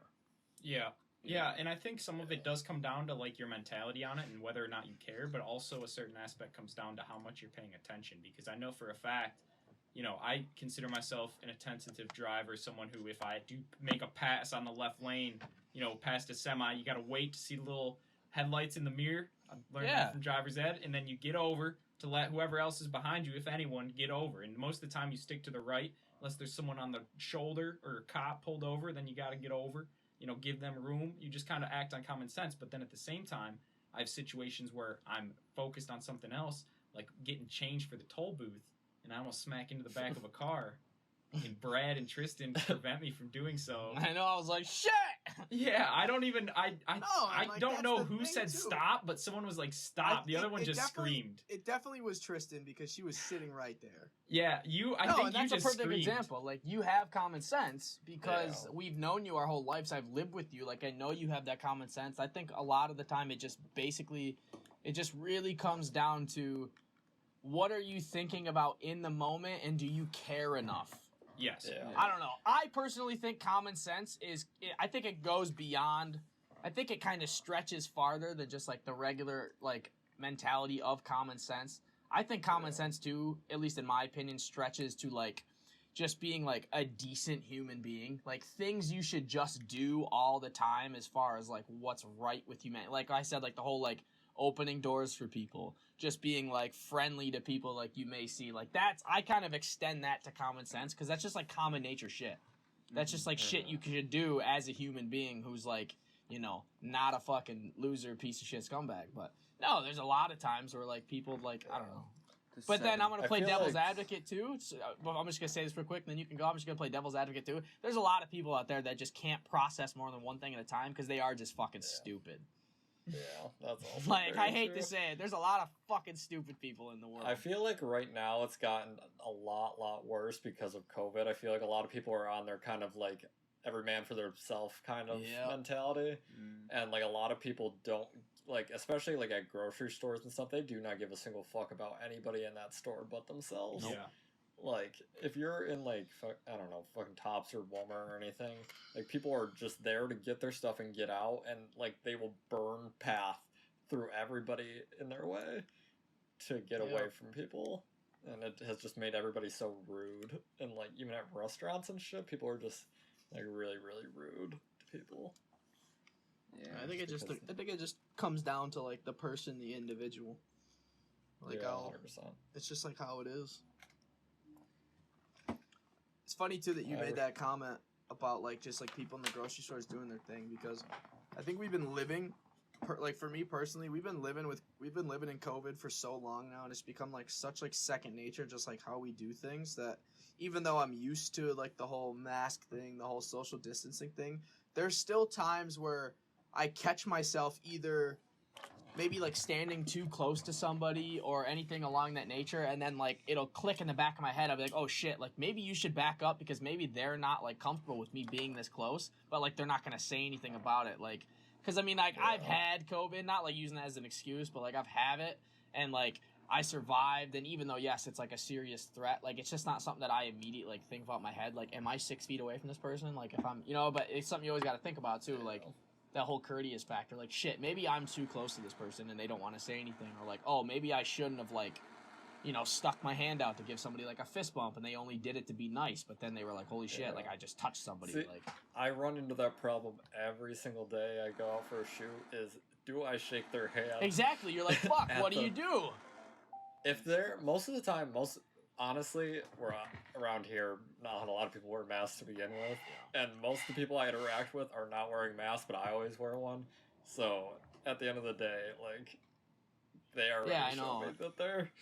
It's just something weird though that like I've thought about a few times, like at the gym specifically, like when a couple clients come in, and like there's like a few times where like I'll give them like fist bumps or something like that, or like if I like grab a piece of equipment and then I go and hand it to them, I'm like, oh shit, should I have like had them grab it? I should have wiped it down before I handed it to them? I'm like, fuck. Like I obviously, like maybe that's like right there. Maybe that's me not having common sense. But like it's just something you don't like immediately think about in the moment.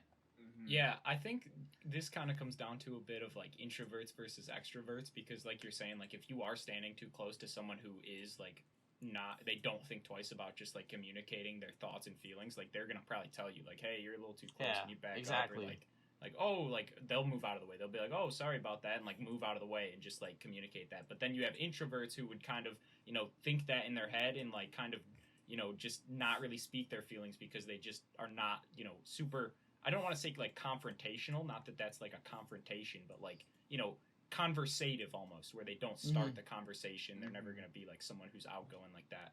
And then also I don't know, it is a super interesting dynamic for sure, especially with like if you look at like how this is going to impact like the younger generations who are going to school. And now like I saw this picture of this band who everyone was playing in like a weird little like tent that had like that was like crazy. A clear plastic like front so you could see everyone. But like I don't think the students could see to the sides to like see everyone else playing. They could they could just see the conductor and their teacher in the front, and like that was it. And then I saw actually today, Mateo Mendez posted a picture, I think on his Snap story, and he said something funny about like they have like masks that they use like the like people who play instruments. It has like a zipper right in the middle, so it allows the zipper to open right at their mouth. And then like I guess when they play, they close it. And he plays like the oboe, obviously. So air comes out of the instrument, and they have to put the entire instrument in like a special bag to like make sure that like his air, his spit, his his whatever his doesn't fumes. Like go. Yeah, his fumes. That's a good word to use. So his fumes don't like go out into the open air, because like that's something you didn't think about too. Like yeah, he's technically blowing into the instrument, but then his air is traveling out of the instrument into the open space. So he has to put like an entire bag over his oboe, so that way his air is like in a closed filter, so like it doesn't escape. And that's That's gotta fuck with the insane. sound. Unless they have Yeah. unless they make these things like specifically and they're like made perfectly, like acoustic wise, that's gotta fuck with the sound a lot. Yeah. Like putting like a bag over an instrument. It's Like like that's a gotta mute. fuck with people hard. Yeah. Yeah, you're literally muting it. Yeah. I don't know how it works. I And would I'm hate sure- to be a musician in this day and age right now because like that's just gotta be some awkward shit. How do you play your instrument when it's in a bag? Yeah, and I'm sure that this has an impact on other instruments that aren't so required as far as like blowing like a wind instrument, for example, or like anything that you blow into. Like imagine if you're like a drummer who goes stupid hard when you're drumming, just like smacking Yeah, what if you're everything. sweating You have to and wear breathing? a mask. Like now that's like it's impeding on like your ability to like actually breathe to be able to do the crazy swing. Or if you're like a crazy guitarist like shredding, those dudes be sweating crazy and like you got to get Yeah. that breathing going. Like it's probably terrible to like rock a mask during that. So it's definitely probably terrible times to be a musician right now. Yeah. But at the same time, then you have NFTs, which give some power back to the musicians. So if you're like looking to actually create music, you can like be your own kind of like label in a way. And so there's some Yeah. interesting dynamics over Getting there. rid of labels is the key to the success of like artists. Yeah, NFTs are a Because- super interesting asset class right now, I think. Especially in the rap industry, labels are so fucked up. It's not even funny. Like these young artists are selling away their fucking everything, like because a lot of the times they will front them the startup money, Mhm. which puts the artist in debt to begin with, and then they have to work to pay back that. Yeah. So they're not making anything until they pay back that money that was fronted to them, which is super fucked up. Mhm. Yeah, people Really do did. be selling their souls to get some label Yeah. deals and stuff Dude, like that. freaking And Taylor Swift doesn't own any of her music. that's crazy. And then you can have some of your music be sold after you're dead, like Michael Jackson to Drake. Yeah, exactly. It's just like people owning Freaking- your property. It's pretty Yeah, weird. like X dropped like 2 albums after he died. Like, I'm telling you right now, that was not like his family's choice. No. He was in a contract Mhm. that requested Yep. those albums. Yeah, that's some And fucked up I shit. guarantee it, because a lot of like even like Lil Peep has dropped like 5 albums because like he must have got signed on to like a 10 album deal and he died at like 2.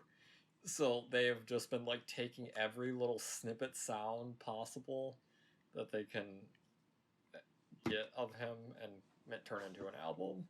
Yeah. NFTs are definitely going to be big for music, but honestly, there are some avenues which are a little weird. Like people are selling tweets now as NFTs. Yeah. That seems a little weird to me personally, but you know, there are some like funny meme worthy almost kind of tweets.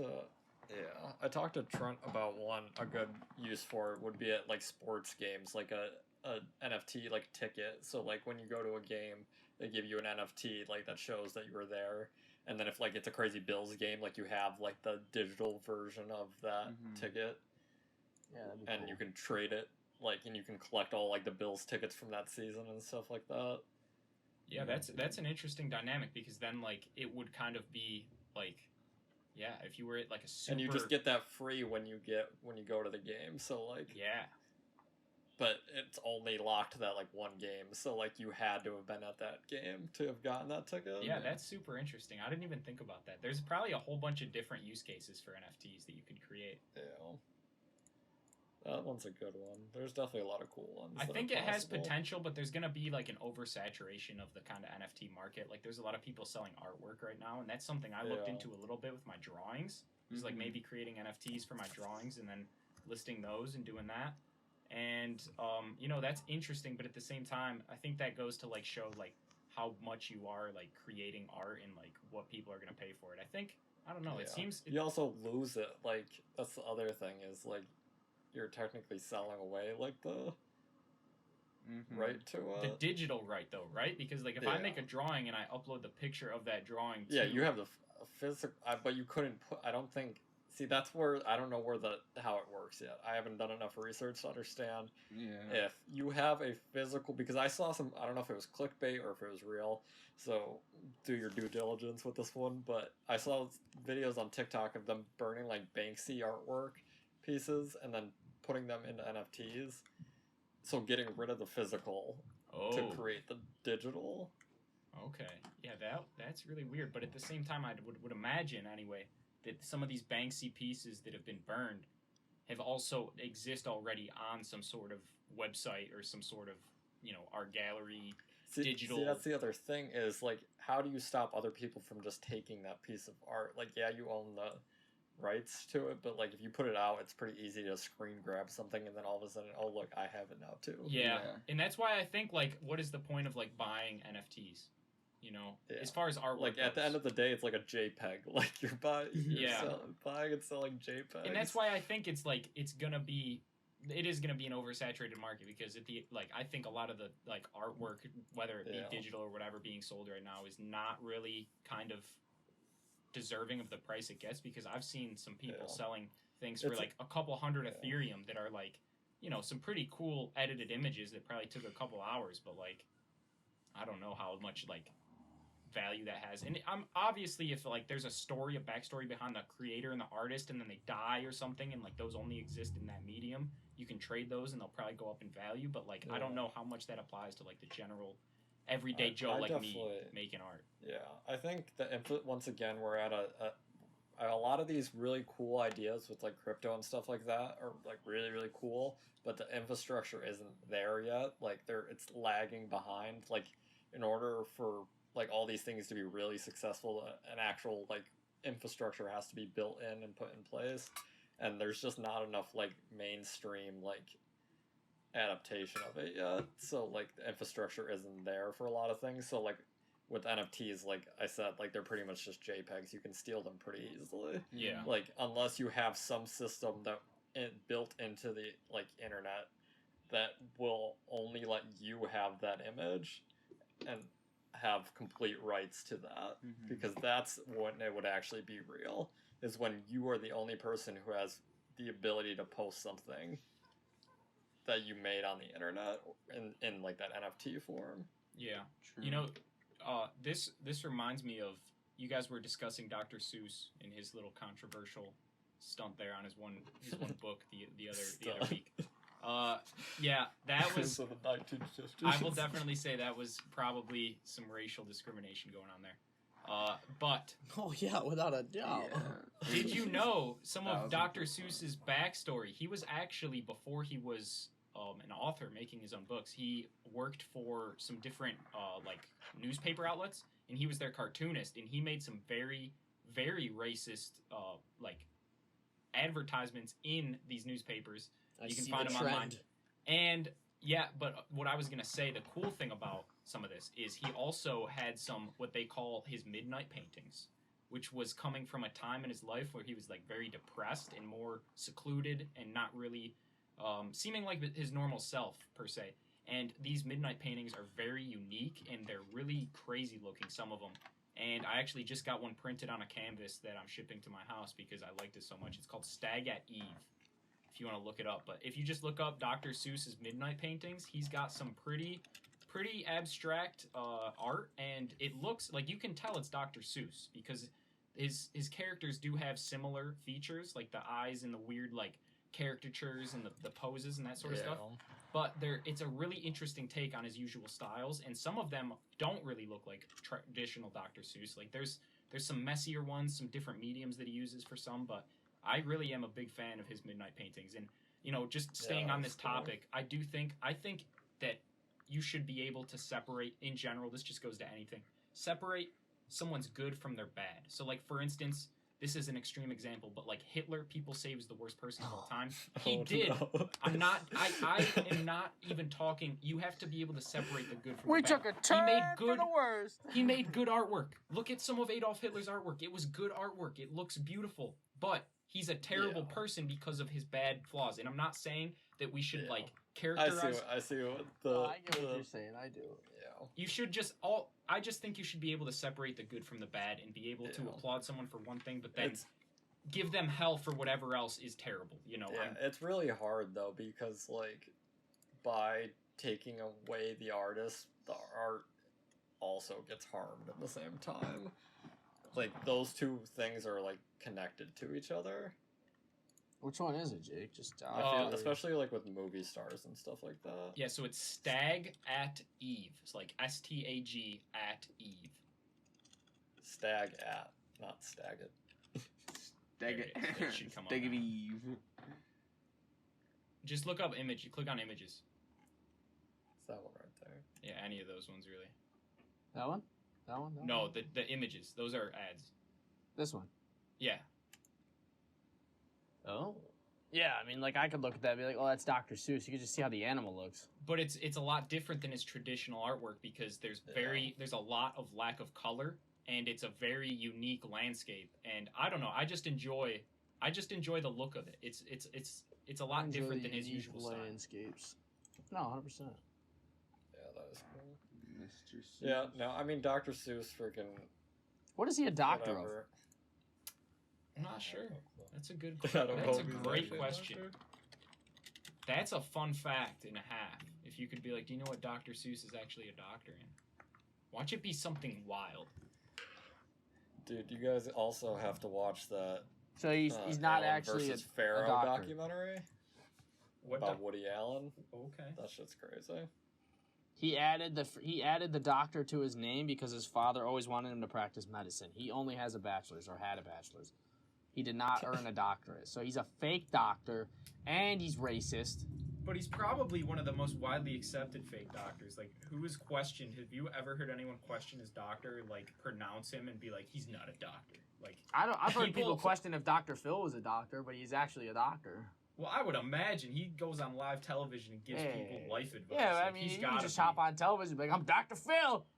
I mean, fuck, I you guess. could say yeah, Jerry that's the whole Springer's fake a doctor. news narrative. Doctor. I mean, all of Dr. Phil is scripted to begin with, so like True. it's not that like Judge Judy, like that shit, like That's all scripted. There's no, like... There's no way Dr. Phil is scripted. That Dr. can't be Phil is scripted. 100% like freaking Bad Baby has talked about it, and Huh. like there are some that are definitely not, but like some of like the big like ones that go viral and everything, those are all like Like they the ranch? they pay like the ranch is fake according to Bad Baby. What? No. Not the ranch. This is like... I feel like heartbroken like you guys did when you found out McJuggernuggets was fake. Yeah, bro, Wasn't I was that- pissed. I was low-key Wasn't that like a tilted. thing where like you for a while didn't know if it was Dude, real or I fake? honestly 100% thought it was all real for a couple months. Wait, was this like at this point when you thought it was real? Was this like after the fact that his dad like smashed the Xbox and the table and all that shit with a hammer and like Yeah. That's crazy, dude. I Well, remember seeing I this video I and I was started- just like I've never really kept up I with started McJuggernuggets. when he started living in the woods. Like Eagles YouTube recommended Landing. YouTube recommended like the first video in that series to me, and he got kicked out of the house and he was living out in a tent in his yard, and I thought it was 100% real up in, like for a good while. No, Like, because he kept getting kicked out and shit. Because I'm going to be honest with you, too. I always thought it was real to a certain point as well because, like, it's funny because you wouldn't think about it from the beginning. When you get later and later and, like, when you find out that it was, like, a series and you find out it was fake and he, like, talks about it in some videos and opens up more, like, you don't think about it how many years ago, like, how actually scripted he made it. Like, he was a lot younger, but it was so scripted. And then as, like, the years went on and every video went on, it got more and more and more scripted. So, like, that's when it kind of loses the value of, like, there's no way this could be legit because it worked out too perfectly. But in the beginning, it did because, like, you didn't think that something like this would be scripted. So you're like, oh, shit, this is actually happening. And then in the later videos, like, everything was just, like, perfectly filmed and put together that you're like, this kind of seems fake because there's no way that would happen, like, just like that or, like, in that context. So, but no, for a big majority, like, it definitely, before he started getting, like, wild with it with, like, the parents' divorce and, like, all, like, the crazy shit, you could definitely be like, oh, this is, like, legit. Like, this could definitely happen. But I think that probably played a big, like, reason into his, like, success on YouTube and these platforms is, like, him being able to kind of almost convince his audience for a while, at least, that this was, like, something that was real. And I'm sure that people who don't have a lot of understanding in the world could probably even look at those things like you're saying, Brad, where, you know, it was the crazier stuff and, like, actually still believe it because they just don't know enough about how, you know, things actually work. yeah, no, without a doubt. He says it one time in a video, too, and I think Dylan and I talked about it one time, like, it's funny, but at the same time, the only reason he has like the following that he does, and like the large like I don't know, like you could just say like population that enjoy him or that follow him that he has is mainly because like he just lied to people. Like he says it too, and he talks about it one time. Like in a way, you almost feel shitty because he's only as successful as he is because he lied to people, and then through that they just started to enjoy like him and watching him, and then like they've stuck with him because like they support him as a creator. But like that's weird to think about too. Like YouTube created this atmosphere where like if that was on TV, it would have been fake to begin with. Yeah. Like there would have like even reality TV is fake. Like everything on it is like scripted in some way. So in the TV universe, but in YouTube there is this chance where you can convince people that everything that they're watching is real, and it happens even to the like smallest YouTuber. Like everybody's putting on like the second like creator side of them, and like showing their audience that one thing, so the audience doesn't see anything outside of it. So like you could, in reality, everybody is doing that to a little certain extent.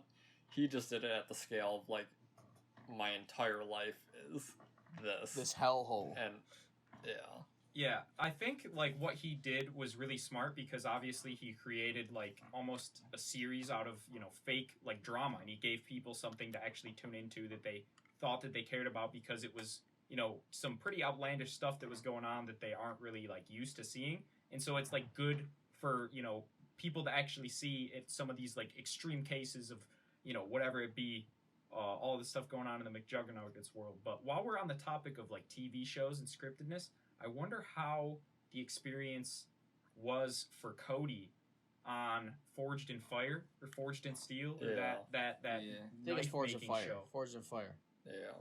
Yeah, I ended up watching that, and I was just interested to see because like, do you think that like the metal that each of the what are they called? The metallurgists?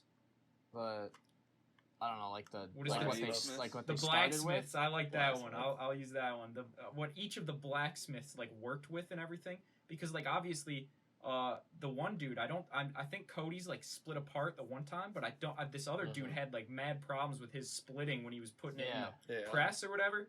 And I just wonder like how much of that is like scripted. So it'd be interesting if you guys could get him on the podcast and talk to him about that. Yeah, I would love to talk to him about it. Yeah, I know what you mean. Like, so like then in turn, right? Like let's say like the people who are setting up the show, like they definitely have like professionals and advisors that they're talking to make sure like things are in place and that like these certain things are like possible and doable. And like, they create. Did they have 4 equal pieces of this metal they gave them, and then they said, okay, like this one's shit, so we're gonna give it to some random person and see if they can like make something happen out of like a shitty piece of metal, or like, no, I'd like to know like even more than that. Like I don't know if it's specifically what you mean, but like.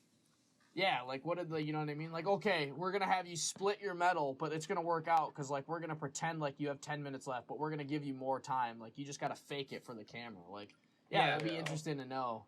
Yeah, and, like, with that, like, you got to think the producers of the show want it to be as entertaining as possible, so they're going to want to throw in variables that would make an entertaining episode. So I'm just wondering, like, how much of that is actually genuine and how much is, like, not. Because I honestly didn't think about that. If you took like the 4 best blacksmiths in the world and you gave them all the same stuff to work on, like I think they would all give you a product that is so indistinguishably good in its own unique way that it would probably be hard to like, you know what I'm saying? Like, so I feel like how are you gonna pick which one's better? Exactly. So I think like it would at that point it would just be off your own preference. Yeah. Like at that point it would be up to the judges. Like what do they prefer?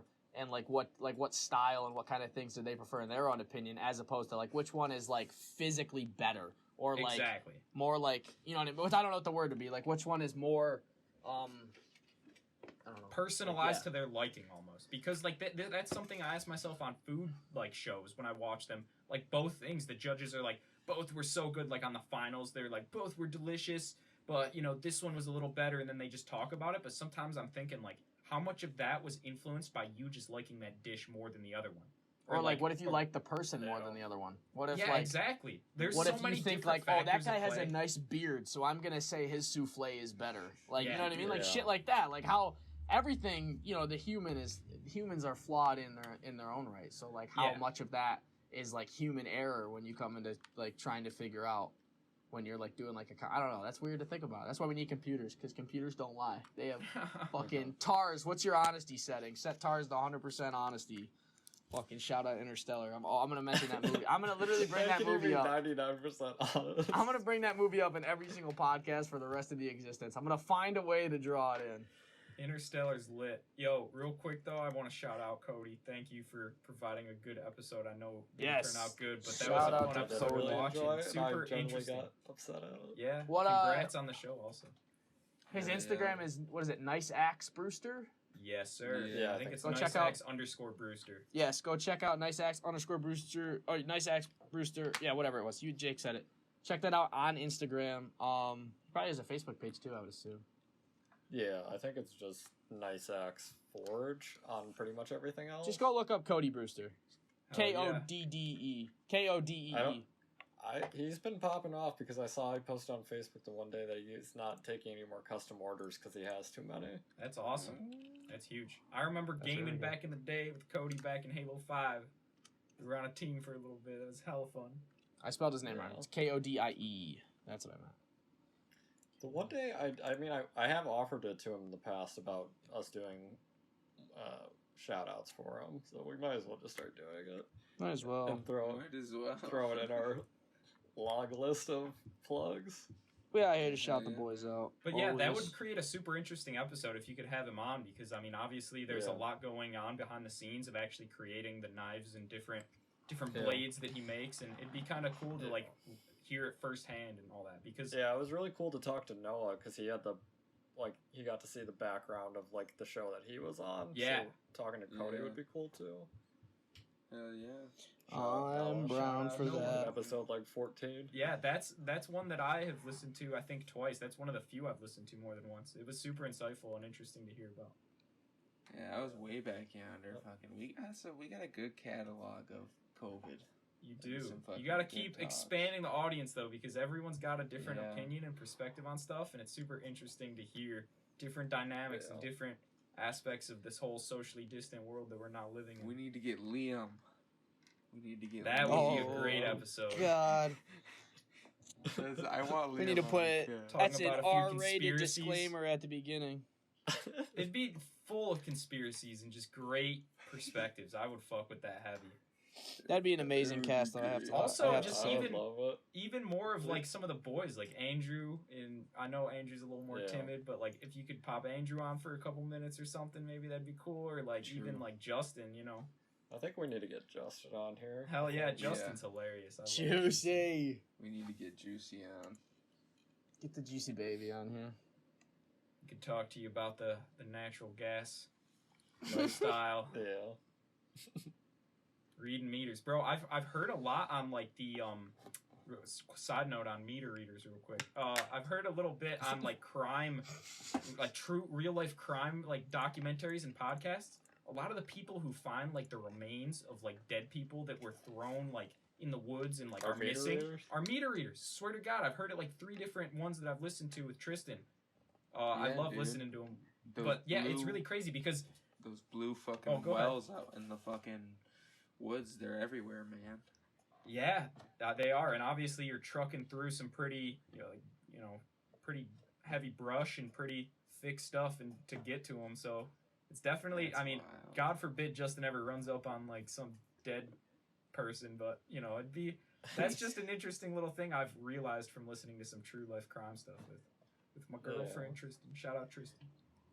Dude, when I went into the Penguin store the other day to get this hat, the lady was watching true crime, like one of those TV shows, and they were talking about like rape and stuff. I'm like, I do not think this is a good thing to be watching. Probably passes your the retail time store. real good though. Yeah, I mean, I was the only person in the store. Like, it was not a busy place, but I was like, still. Yeah, I remember working at Tuscany. They would only ever have the Bills games on, and that was only on Sundays most of the time, usually, But I just remember those days would go by so quick because I'd just be like washing the dishes, like watching the game, and then like do something else real quick, help the front, restock some of their stuff, and then like run back there and then like miss a touchdown or something and be like upset. But it helped the time pass by. So like watching stuff like that was definitely pretty helpful. Yeah. I would watch stuff at Hibbit, but I would always turn it off when a customer came in. Yeah, well, you gotta do your job at your job. You can't be that dude Yeah. who's like, oh, I hurt my hand, like just I have watching never the game. once like freaking sat there on my phone and just like look at me and look back down. I am 'Cause that's back. happened to me so many times and it pisses me off every single time. I'm like, at least give me like a genuine like ask me what I want. Yeah, like it's one thing if you just do that, but it's another thing if like you tell your coworker like, hey, I had a rough night drinking last night. Can you take most of the things today? I'm feeling like shit. I've or done that something." before. Like I've came in and I'm like dead, Yeah, and like I just need like yeah, hey, just can some you help? communication. Like, just Yeah. I'm gonna do my best, but like I'm gonna be a little bit off. Yeah. like I've said. I'm that gonna be a multiple little times bit over- off. That's funny. A little bit off your pivot. Yeah. But just chug some Tim Hortons and you're in the. You're in the clear, you know. Yeah, so I'm gonna be quick little thing while we're talking about jobs. I guess I'm gonna be starting a new job here. Pretty excited for this one at Tesla on the 22nd. Yes, So sir. that's definitely a very great accomplishment, and I'm super Congrats, excited. congrats. You know, I've been a big fan of the company for a while, really ever since Dylan started talking to me about it way back in like it might have even been like 2016 or 17. And Yeah, Dylan just was on that Elon Tesla Musk. grind back in high school. He Dylan was a- like, he was a imagine if you Tesla invested fanboy into back in high Tesla way school. back then, Dylan. You'd be loaded. You'd be loaded.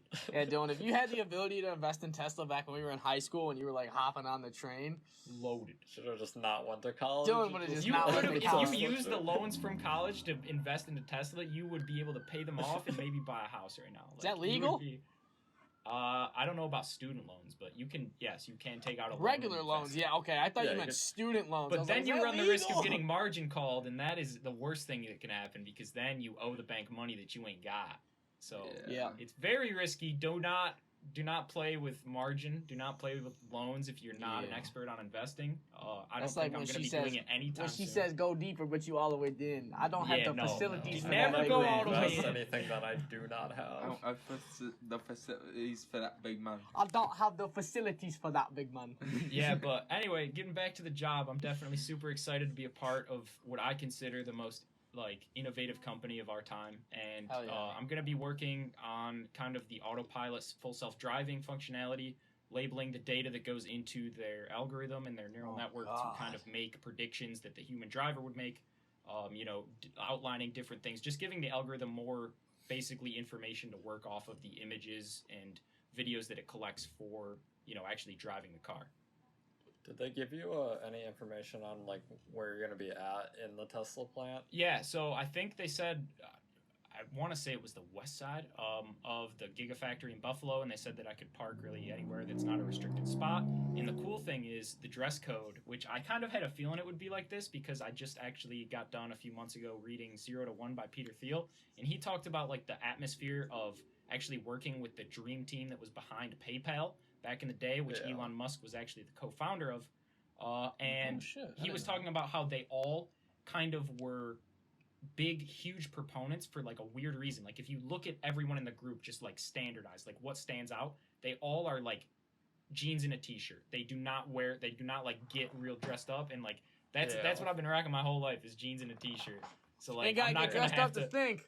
Exactly. So like, yeah, just going to work like in my usual attire is definitely going to be like a bit more comforting, and it kind of like, I don't know, it kind of breeds in just like a whole different, I'm going to be working comfortably, I'm not going to be dressed up in a suit that I like, because I mean, not that I'm like opposed to it, but it's just not something that like I would like to do every day, like That's getting the all life dressed of a up for personal work. trainer, big dog. I get to wear leggings and leggings. I get to wear joggers and a t-shirt every single day. Hell That's yeah, the fucking dude. life.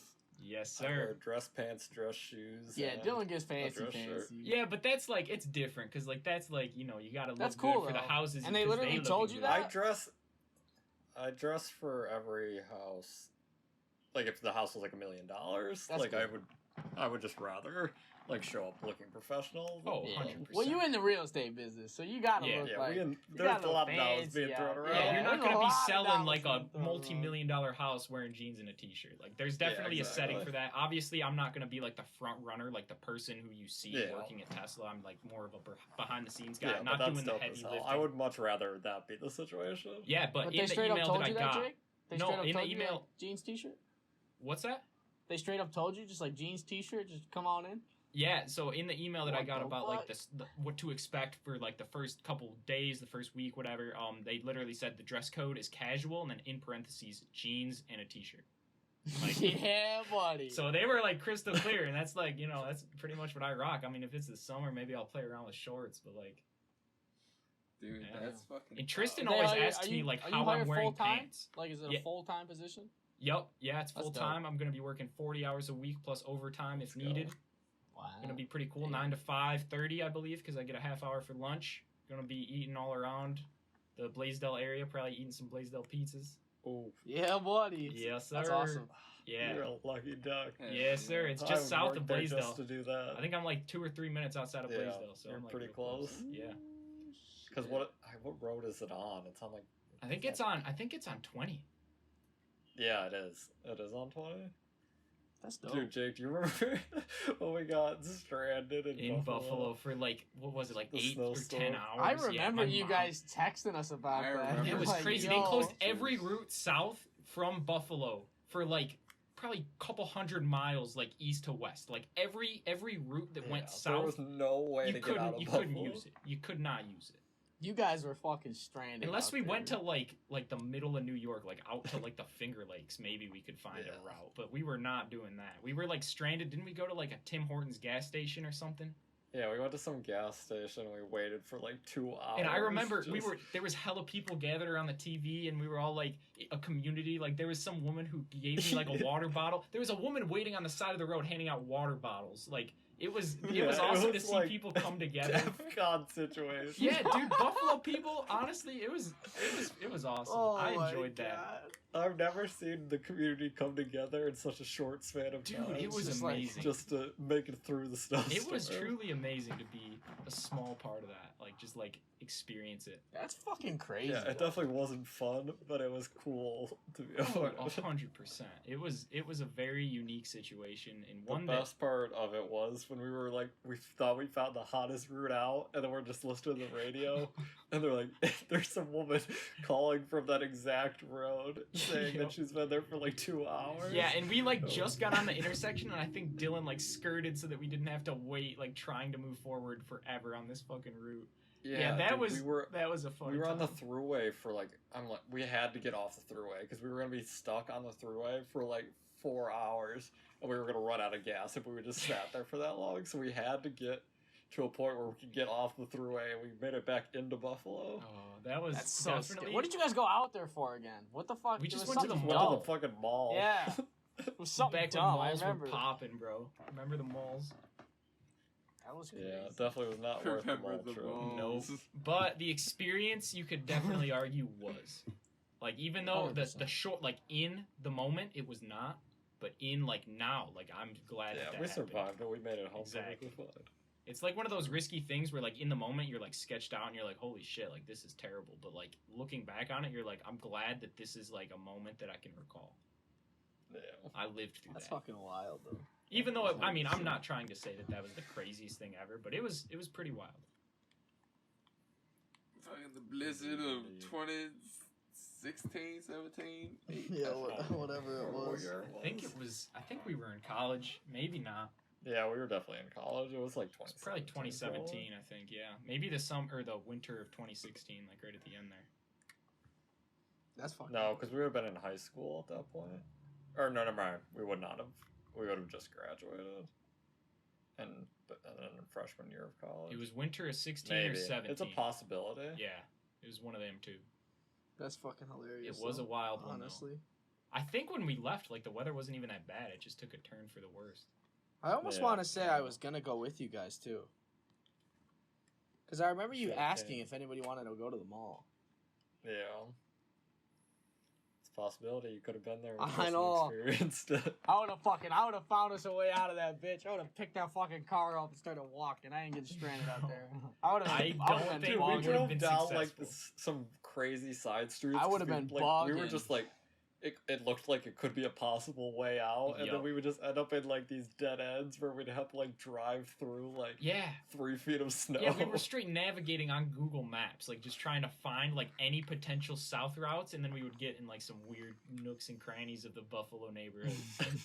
Oh. That's so funny, dude. Yeah, that's Like, funny. oh, we found one. This one looks like it goes pretty far. Dead end. 2 blocks. And we just kept moving as far south as we could. Gotta keep swimming. Just keep swimming, dog. We That's did. all We it were has. swimming. We had to make a pit stop, but then we swam. We finally cleared out. Then we swam. Good times. Good old times. That's funny as fuck, dude. We are at the freaking 2 hour and 5 minute mark here. Yeah, we're cooking in this Wow. bitch. It's almost about time. You want me to rip that meme? Rip that young me. Whew. Ricky. Da-da-da, da-da-da. Welcome back, ladies and gentlemen, to your favorite segment of the Socially Distant Podcast, the Meme of the Week. I am your host, B Dill, coming at you with the Meme of the Week, episode 49. Again, brought to you by the Nugget Instagram page, of course. Not a sponsor.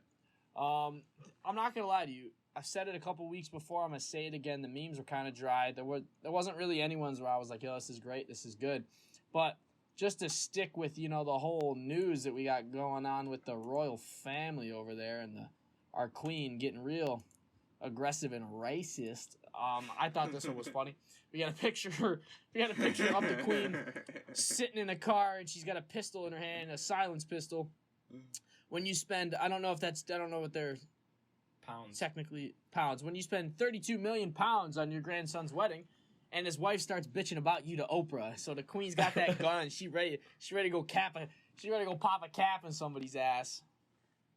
So Damn. yeah, if you haven't heard about the whole royal family baby mama drama, literally, go check it out because it's When you hear the Big Ben clock, it's time for the Glock. when you hear the Big Ben That was the clock. caption. Yeah. Just to touch on that real quick, because I know we talked about it earlier and then we never talked about it because we just got into other shit. Like, I was talking to my mom and dad a little about it, and like, I was like, it's so wild though that like that's such a problem. My mom's like, well, you have to understand, it's like the royal family, like you know, like it's their like bloodline that goes back generation. You want to talk about like people set in their ways, like you're talking about the royal family, and like I get that, but also at the same time, like it's just so wild that like we still have to deal with things like this in our fucking day and age. It's crazy because when Melissa told me about all this, I did more research into the royal family, and one thing is that tax money pays for their lives. Like the British people are paying taxes to fund like the royal family, so they can live as lavish as they do. But they wild. love the royal family, bro. They fucking the love royal them. family is like the equivalent of like celebrities here in the United States. I know, and it's so weird. Like imagine Like they're the ones in American the taxes. tabloids. Yeah, imagine American taxes being like funding like senators and the presidents and like shit like that. It'd be the equivalent to that. And like people fucking hate people in office here. Yeah. But the royal, I mean, not like the royal family is like they're like anything as far as like in office, but like it's kind of like the same thing. It's like the head of your country. Great Britain loves their fucking royal family. We hate our fucking head of offices. But Even though they're not the same it goes 100%. back so far. I was watching this one video and it started at the very beginning and ran That's so through every single crazy. person that the crown has moved to. I'm surprised. I honestly like, didn't know that. It goes back stupid far. I honestly did not know that. Some deep shit. Fuck. Crazy shit. I know. It's just so dumb though. It's just like, again, it's just like, really, we gotta make that big of a deal about it? His wife is like it's half weird that black. Americans care that much about it because I think Americans think it's a TV show pretty much. They really do. Like it has seems absolutely like it. no effect on us. So like that's why. Who was she getting interviewed by? Oprah. Like that I know. just screams fuck. like publicity, like freaking television. Like, but like like I don't know. There's Americans out there that care more about like the British, like the royal family and shit like that than they do like their own, like, politics. Yeah, 100%. There's people literally in food lines as we speak right now, but people are like tweeting about the royal family. I know, like, right? We are still a long way off from our priorities being in the right spot. I don't think we're ever gonna have our priorities in the right spot. I don't think so. That's just common No. sense. Common sense.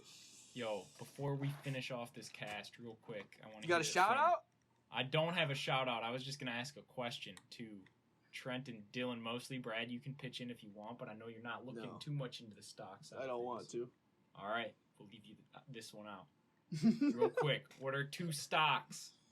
Well, maybe just one stock from either of you two, like total. that you guys have been looking into, that have been piquing your interests, that have been, kind of something that you've been keeping your eye on and kind of researching a bit? Hit it, Trump. ALPP, Ricky. I've been looking into them, and I put a little bit of money into them, and I sort of want to keep fucking getting into it. I mean, drones are like drone technology and shit. Like, I don't know, it's gonna be the future of fucking like silent 100% flight of delivery and like a lot of things. I mean, a lot of good news here in Pennsylvania. Regulations just changed for drones to allow, at least here in Allegheny County, they've allowed for like a lot more drones to fly in a lot more places. There was like really heavy like safety laws and like privacy laws against them here in Pittsburgh before. That's like where you dope. couldn't really fly them anywhere, but they opened that up because it's starting to move in the direction of like delivery drones. That's good. Yeah, you got to be progressive with some newer technologies and stuff like that. Yeah, Yeah, interesting. Pittsburgh's pretty progressive in the sense of technology. Yeah, I was just gonna say real quick. Interesting point on ALPP. That is actually just one of their subsidiaries. They got a lot of other crazy things as far as like shipping and logistics and some other like pretty up and coming different business segments. But their drone one is definitely the one that's getting the most popularity, and for good reasons, because they're making a lot of great efforts there. So Dylan, I'm interested to hear from you. I'm gonna go with the one that I bought during this whole dip situation. I bought more into EXP because the real estate market is insane right now and is going to continue to be insane. There's a huge demand. The supply is lacking, but once COVID ends, that supply is going to open, and it's gonna. EXP is pretty set up for it. There's a lot of other real estate ones. Pretty much any real estate thing right now is gonna probably go in the right direction. Yeah, they ain't making more land. It's a good like reopening one for sure because I talk to agents every single day and I know how the market is moving. Yeah, you gotta buy land. They stopped making it. They did stop making it quite a bit ago. About 4.6 billion years ago was the last time they land stopped was. Making it a long time ago. Yeah, yep. They have not resumed production anytime recently. Well, for good reasons. China builds land all the time. They build artificial islands. I mean, you could argue whether or not that's land. That's just shifting mass. Adding land would be like an asteroid impact that actually adds mass, significant amounts of mass. Yeah, like to mass. The Earth. Like it makes you like, that'd be crazy. Continental. Yeah, hopefully we ain't getting no production anytime soon. Cause that I don't want it. No. We don't need no volcanoes exploding. Yeah, real quick on that EXP point though, Dylan. Do they also work into the kind of industrial kind of like commercial property? Yes, exactly. Yeah, they do. Okay, so like, are those like for more like telecommunications companies, or do you know like? Well, commercial properties in general, like a lot of like realtor like agents also deal with like commercial and residential. So like they'll sell like different buildings like that you run a store out of and everything, and that's like that makes a shit ton of money too. Yeah, like so that just kind of gets tied in with the same revenue, like from the agents and everything. And that's probably a really interesting dynamic at play right now, especially because there's a lot of small businesses that are succeeding better than others, and some that are not doing so well and have to actually foreclose on their like loans and they're actually land and then are going bankrupt, therefore creating new opportunities for other small businesses to step in and kind of take a slice of that market. So definitely. The good thing with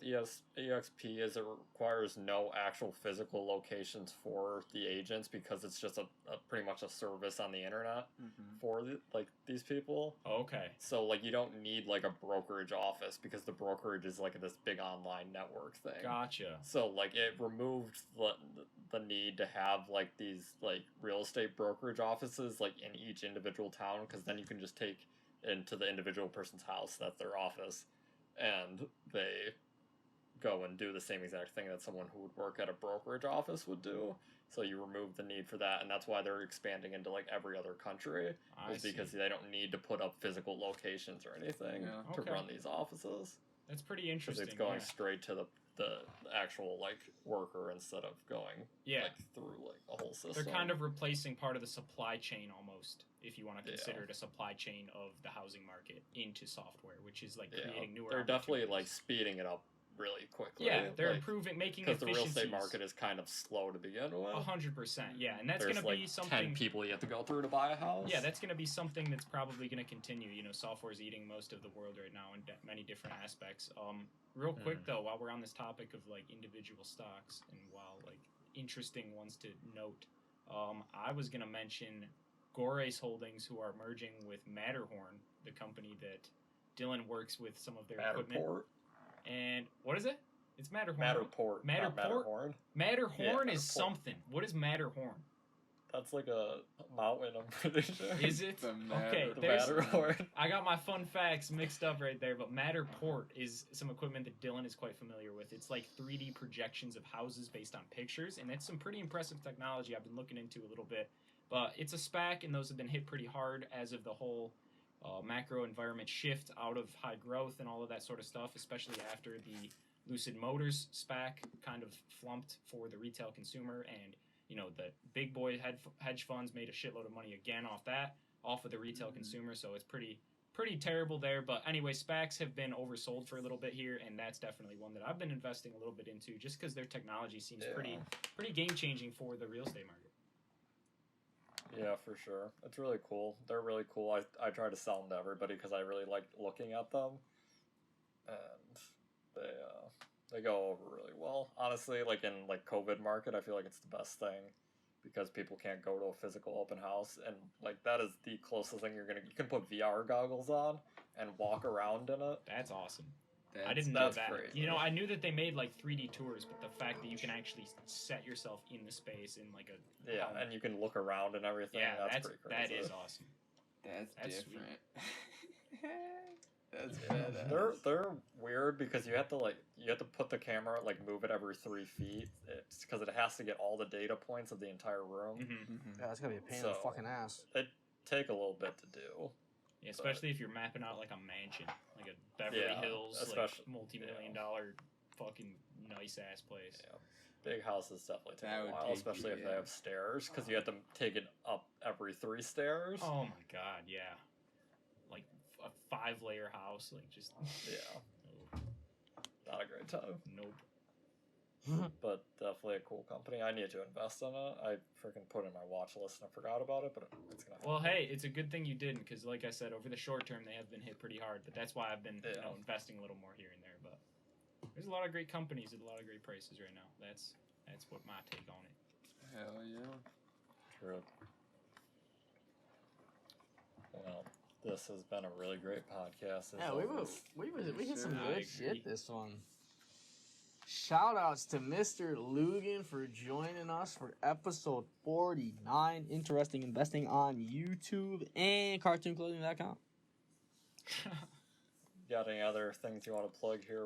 Well, Yeah, Jake, while got any you're shout outs you want to hit? Anything you want to plug? Anything else Just you want shout out say? to you guys keeping up this whole socially distant podcast. It's been an enjoyable series to follow and listen to, especially as you guys touch on some different interesting topics. Ooh. And Wordplay. shout out to my other friends who I do not speak to as much.